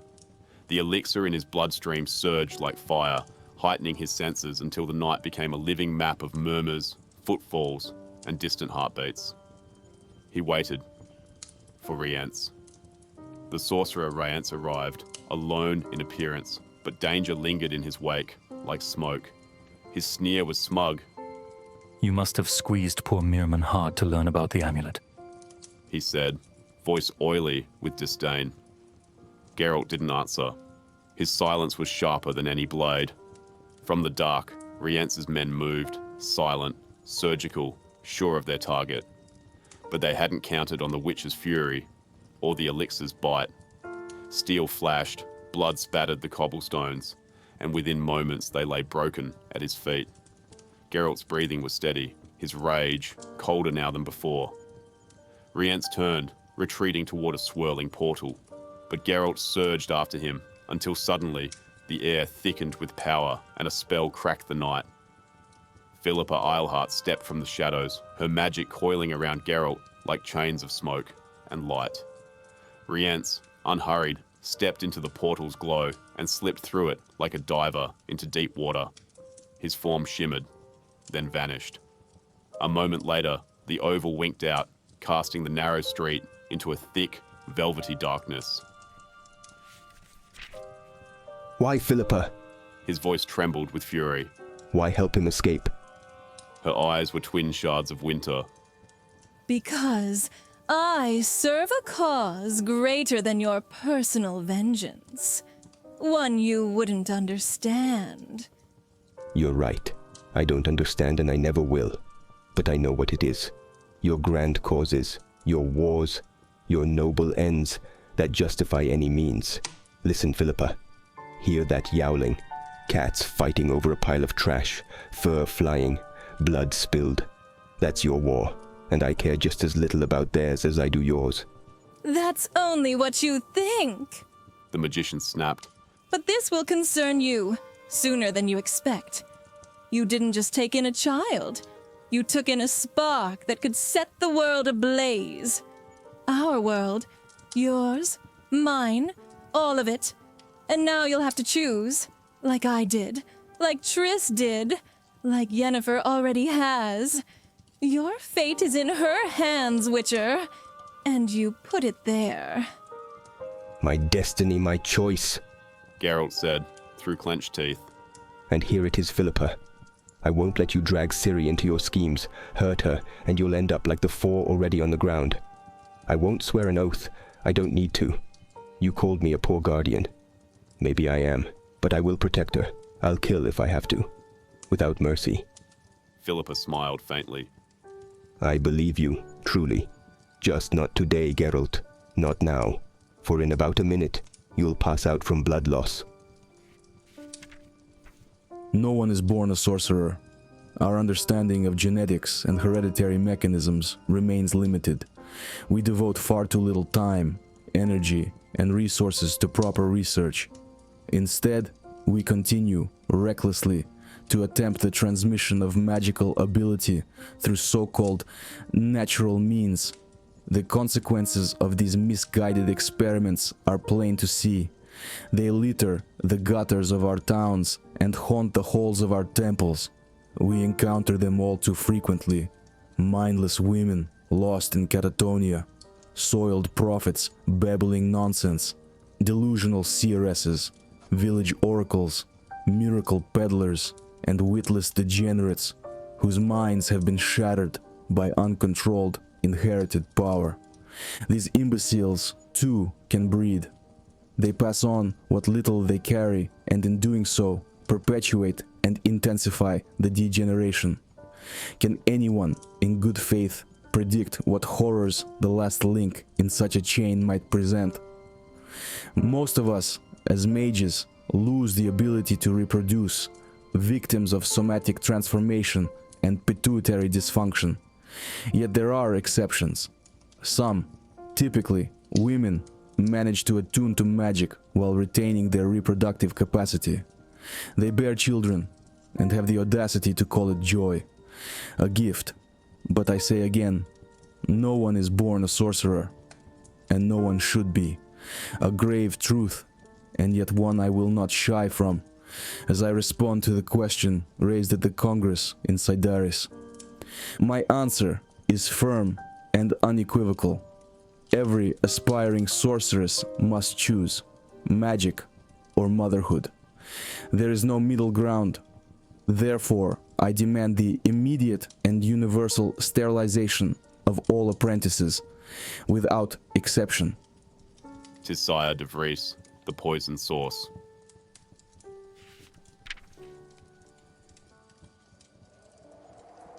Chapter 7, Little Ugly One.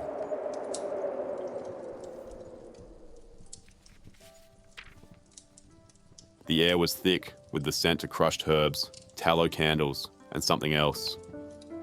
Unease. Iola II came first with the news, her arms full of grain, her cheeks flushed from the cold. She did not pause in the archway, merely lifted her voice above the low drone of novice chatter. There's going to be a war. The basket dropped with a dull thud, and heads turned swiftly. The Duke's Reeve heard it from the castle steward. Orders have come from King Foltest. Erned, ever eager to be first with a conclusion, gasped. Nilfgaard? She asked, eyes gleaming. Maybe the Scoia'tael again, Muttered Ciri, who stood apart, hands damp with morning frost, face wary. The others rounded on her, as they always did. Erned's voice was sharp, her jibes wrapped in honeyed spite. Of course you'd know. She said. With your magic lessons. Some of us have chores. Real ones. Iola joined the mockery, laughing behind her hand.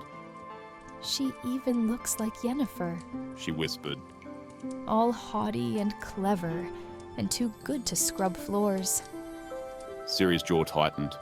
Magic isn't for show. She snapped. But they were already gone, giggles trailing like smoke in their wake. Alone now, Ciri stood silent for a moment, the cold biting through her sleeves. Without a word, she picked up the basket and hurled it. Grain sprayed across the yard, scattering hens in a squawking frenzy. She ran.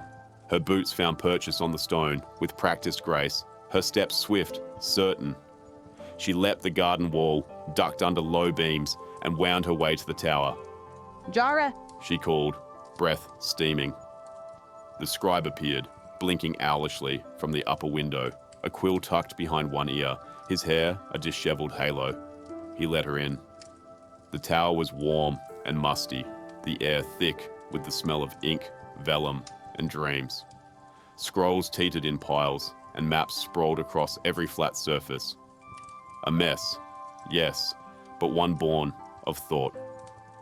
What's this about war? She demanded, pacing. Jara, flustered, tried to reassure her. Probably just rumours, border squabbles. You know how the peasants talk. I don't want peasant talk. Ciri said. I want the truth. So they unrolled maps, spoke of kings and alliances, of Foltest and Demavend, of skirmishes in Dol Angra, of Nilfgaard and the silence to the south that felt like the drawing of breath before a scream. Jara's voice was steady, if nervous. He tried to comfort her with logic, with history, but history was no balm. Ciri had seen Sintra burn. I've already seen war, she said. Don't talk to me like I haven't. Their conversation wandered, as all conversations do, between those young and uncertain. Jara spoke too quickly, eager to impress. His eyes betrayed his heart. Ciri noticed, but did not know what to do with it. Ciri straightened. I have to go. Yara nodded, the wordless ache of parting written across his face. Ciri had burst into the room like a catapulted arrow, the door slamming against the wall behind her. She should have tripped over the stool in her path, but she leapt over it with ease, twirling mid-air in a playful sword feint, laughing as she landed. I'm here, Lady Yennefer, she called, not out of breath in the slightest. At last, get undressed and into the tub. Quick. Yennefer didn't turn, only watched her through the mirror as she combed her damp curls. Ciri, already stripping, splashed into the bath and began scrubbing vigorously, spluttering when soap hit her tongue. Yennefer sat motionless, staring out the window at the swirling black cloud of crows of flying east. Beside her, the long-awaited letters lay unopened. Ciri eyed them, and feigning splashing, whispered a spell. Any from Geralt? She asked. If there were, Yennefer said softly. I'd have given it to you. Ciri lowered her eyes, but only momentarily. Yennefer did not smile. If not for the war, you'd be married to a duke by now. You are a woman now, physiologically. You remember everything we discussed? I do, Ciri said. And I haven't said anything to Yara. Not a word. Yennefer nodded. Good, because one careless word could reveal who you are, and no one must know. As Ciri sat for her hair trimming, she asked, Is that why we're leaving? Because of a war? There's always talk of war, Yennefer replied, trimming carefully. But those who seek it are never stopped by reason. Ciri's voice broke. I've seen war. I don't want to lose anyone again. I want to stay with you and Geralt. You will, Yennefer said softly. I promise. Nenneke, the High Priestess, introduced Yennefer with respect, but Ciri felt a clash of emotions. Envy, rebellion, and a strange fascination. Yennefer examined her with a cool, analytical gaze, noting the signs of elven blood in her features, her potential hidden beneath her youthful exterior. Look me in the eyes, girl, Yennefer instructed, and Ciri, shivering under the sorceress's violet gaze, felt a fear she couldn't quite place. The conversation turned to Ciri's lineage and her mysterious dreams, which had plagued her nights with vivid, unexplainable images. Has she been ill since she's been here? Yennefer questioned, her concern masked by a veneer of professional detachment. Nenneke assured her of Ciri's physical health, but admitted the temple's inability to quell her nightmares. Yennefer, however, was undeterred. Lady Yennefer will do what is necessary, she declared, her words both a promise and a challenge. Despite Ciri's resolve to escape, Yennefer's presence was inescapable. The sorceress seemed to see through her, predicting her thoughts with unsettling accuracy. I'll have to take her firmly in hand, file her claws, Yennefer remarked, with a blend of amusement and determination, prompting a silent protest from Ciri, who longed for the freedom and familiarity of Kaer Morhen. A tension simmered between Yennefer and Nenneke, their exchanges laced with veiled references to Geralt, the Witcher who had become a pivotal figure in Ciri's life. The High Priestess, protective and maternal, warned Yennefer to be kind-hearted. She's not your rival, Nenneke asserted. Ciri, caught in the midst of these powerful women, felt an anger and defiance welling up inside her. No one asked me whether I wanted you to teach me, she burst out, her voice tinged with the frustration of being treated as a mere pawn. Yennefer, unfazed, countered with her own honesty. Imagine that. No one asked me whether I wanted to teach you either. Despite their rocky start, Yennefer's sincerity eventually pierced through Ciri's defenses. Trust me. The sorceress implored, her voice softer now, and to Ciri's surprise, she found herself wanting to. The allure of Yennefer's confidence and the promise of understanding her own abilities were irresistible, drawing her into an apprenticeship she had never sought, but now could not refuse. Yennefer's tests, seemingly mundane with their focus on shapes and patterns, were anything but. Each exercise was a window into Ciri's potential, a measure of her hidden talents. Frustration coloured her efforts, but Yennefer was patient, her methods revealing more than Ciri realised. I'm sure. Yennefer assured her when Ciri questioned her own abilities. From the start, I knew. Days passed in a blur of lessons and training. Yennefer's approach was rigorous, blending magical theory with physical exercise, pushing Ciri to her limits. As they ran through the temple grounds, the sorceress shared her philosophy on magic, its dual nature as both chaos and art. Magic is, in some people's opinion, the embodiment of chaos. She explained, her voice carrying the weight of experience.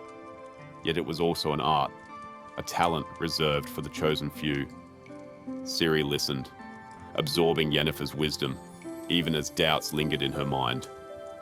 Would she ever master the skills required of her? Could she truly become what destiny seemed to demand?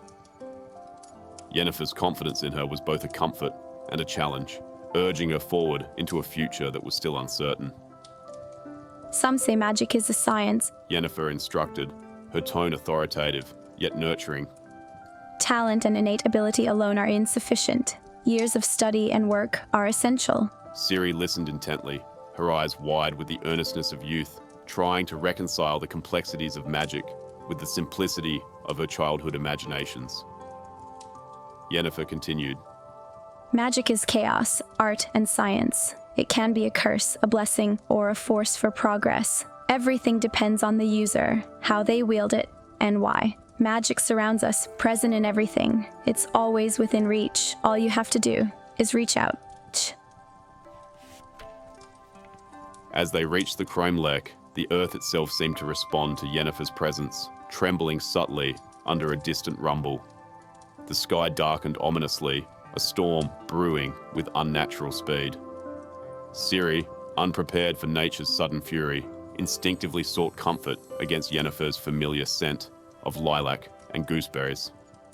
Magic is everywhere, Ciri. It is in the air, the earth, the fire, and water. Yennefer declared, her voice barely rising above the wind.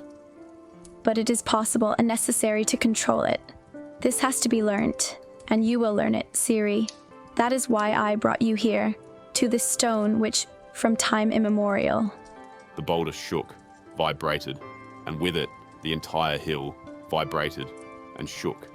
The air crackled with energy, and Yennefer's words resonated with both promise and warning. Magic had chosen Ciri as its vessel, weaving her into the very fabric of fate. Yennefer's voice turned soft, almost a whisper. Magic is extending its hand towards you, Ciri. To you, strange girl, surprised child of the elder blood, the blood of elves. There was a flash of lightning and a deafening clap of thunder. Now you are going to show me what you see in your dreams. Yennefer probed. Look at my star, Ciri. Don't take your eyes from it. Blood ran from Yennefer's split lips as they moved soundlessly. White stones flashed past. She was galloping or falling. A black horse neighed. Then a leap. A valley. An abyss. Screams tore the air. She fell, endlessly.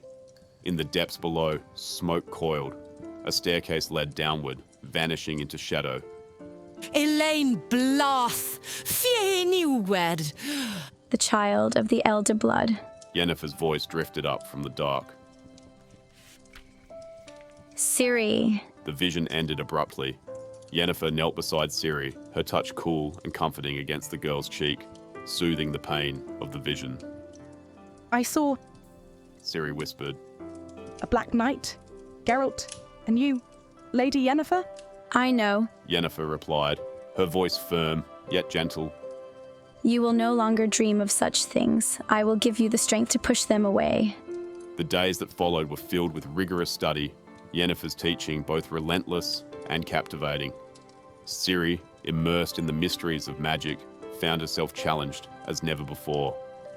Yennefer was a demanding teacher, never dull, her lessons vibrant with the life of magic itself. Ciri's nights, once plagued by nightmares, were now peaceful, free from the terror that had haunted her. Her bond with Yennefer deepened, their conversations filled with shared laughter and secrets.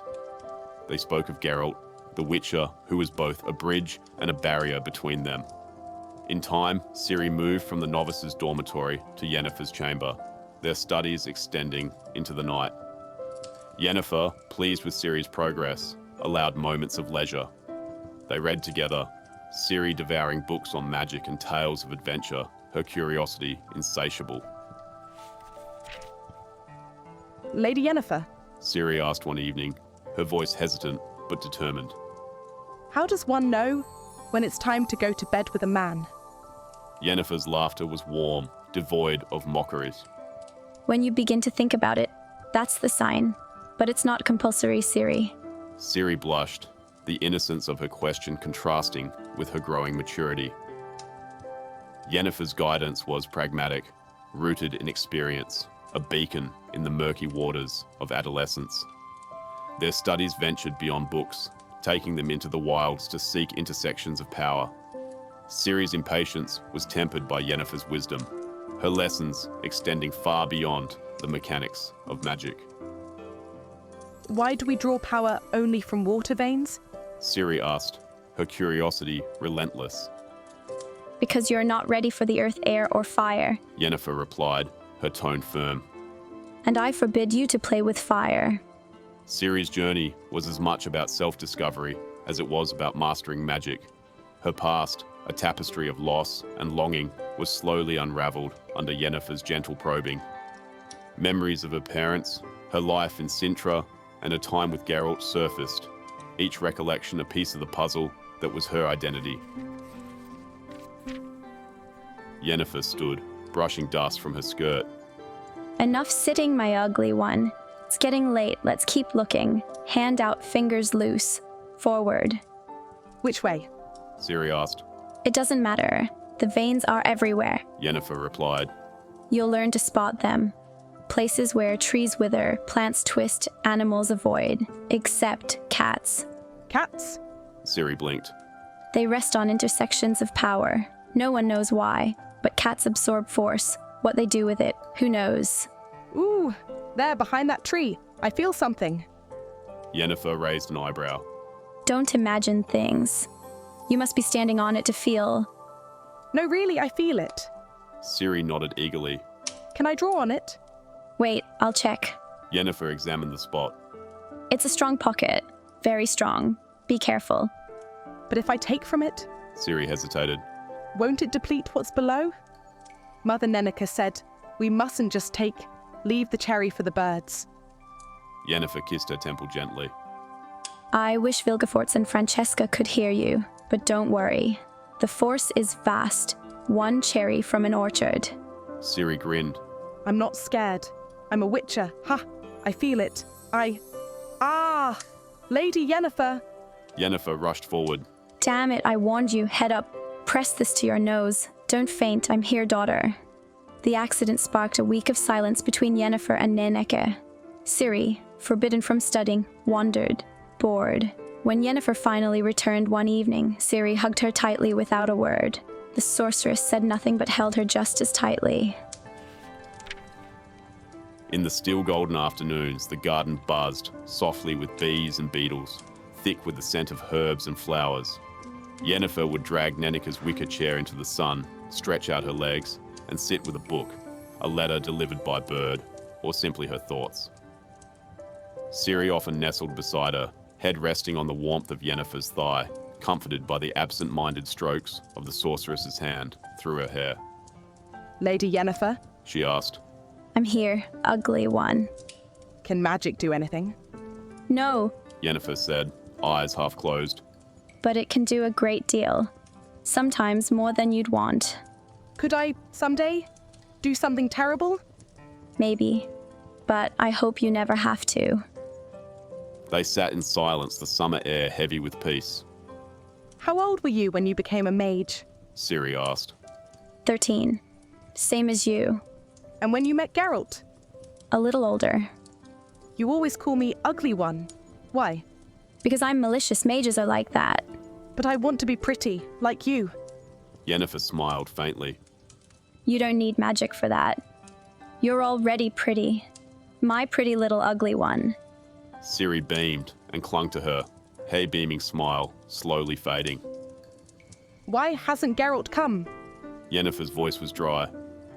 He's surely forgotten you by now, ugly one. Probably chasing after some prettier girl. No, he hasn't. I know he hasn't forgotten me. He couldn't have. I know it, Lady Yennefer. I know it. Well then. Yennefer said softly. You have nothing to worry about, pretty little ugly one.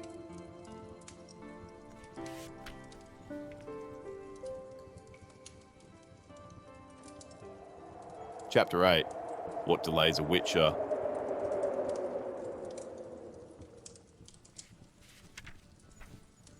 Roach snorted and dug at the ground, ears flat. She didn't want to go any farther. He didn't bother with a calming sign. Instead, he leapt down and tossed the reins over her head. Gone was his old lizard-skin sheathed blade. On his back now hung a newer weapon, slender, silver, and crowned with a white metal pommel. The gate didn't creak open at his approach. It already stood ajar, just as he had left it. A song drifted on the air, low and piercing, in no language he knew. But understanding wasn't necessary. The Witcher felt it in his blood, a melody steeped in hunger and menace. She came into view, clinging to the stone dolphin in the fountain's dry basin.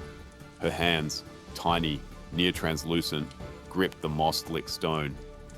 Tangled black hair shrouded her face, but the eyes beneath were vast, gleaming, and dark as anthracite. Geralt approached slowly, moving in a curve around the roses and wall. The girl, no, the thing, followed him with her eyes. Her lips didn't move, yet the song lingered in the air, silent, but still somehow heard. He stopped 10 paces away. His sword, freshly drawn, gleamed above his head. This blade is silver, he said evenly. No flinch, no change in her expression. You look like a rusalka. Could have fooled anyone, but not a horse. They don't get deceived by monsters in silk dresses. He took a careful step closer. A mula, maybe, or an alpor. A normal vampire wouldn't walk in sunlight. Her lips curved faintly. Nivellen. Geralt went on. He drew you in, didn't he? All beast on the outside, all dreams for company. I can guess the kind of dreams, poor fool. Still, the creature didn't move. You like birds, he said. But that doesn't stop you tearing out people's throats, does it? You and he, what a pair. A blood drinker and her pet killer. King and queen of the forest, terror of the region. But first, he had to become what he appeared to be, a real monster. The anthracite eyes narrowed. Where is he, black-haired one? You sang. That means you fed. Took blood, but not his mind. You tried. Didn't succeed, did you? A small nod. The smile sharpened. You fancy yourself mistress of the manor now? Another nod, more confident. Mula? A shake of the head. Alpor? Again, denial. Geralt's grip tightened. Then you're... Her mouth split open. Fangs. A hiss like wind through bone. Bruxa! Geralt shouted, springing forward. The creature screamed, and the sound hit him like a hammer, driving the air from his lungs, shattering thought. He managed a sign, heliotrope, just before smashing into the wall. The world dimmed. When his vision cleared, the girl was gone.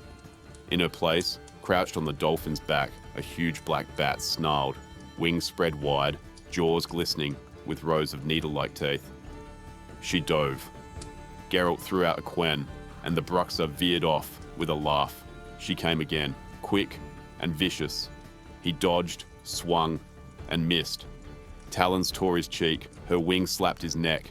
He spun and countered, striking nothing. The bat soared, then shifted mid-flight. The girl's face returned, fangs bared in a grin. She screamed again. The wave shattered his shield. Pain shot through him, temples pounding, skin cold and numb.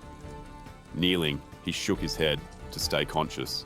She glided toward him, silent as breath. Jaws gaping. Geralt rose. Quick as instinct, he moved. 3 steps, pivot, slash. A scream, this one of pain. The silver had found flesh. A line of red bloomed just above her breast. A mere scratch. Go on. He growled, wiping blood from his cheek. Scream again. Wear yourself out. Then I'll take your pretty little head. You will be the first to weaken, sorcerer. I'll kill you. The voice echoed inside him, silent and clear. We shall see. He muttered, sword at the ready. I'll kill you. I'll kill you. We shall see.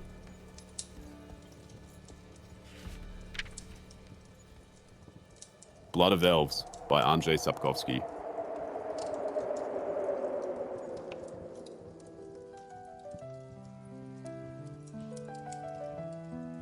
Thank you for listening to our retelling of Blood of Elves by Andrzej Sapkowski, the first novel of the Witcher series. Please consider subscribing if you enjoy our work. Other retellings, books, and series are available on our channel and via the links in the description below.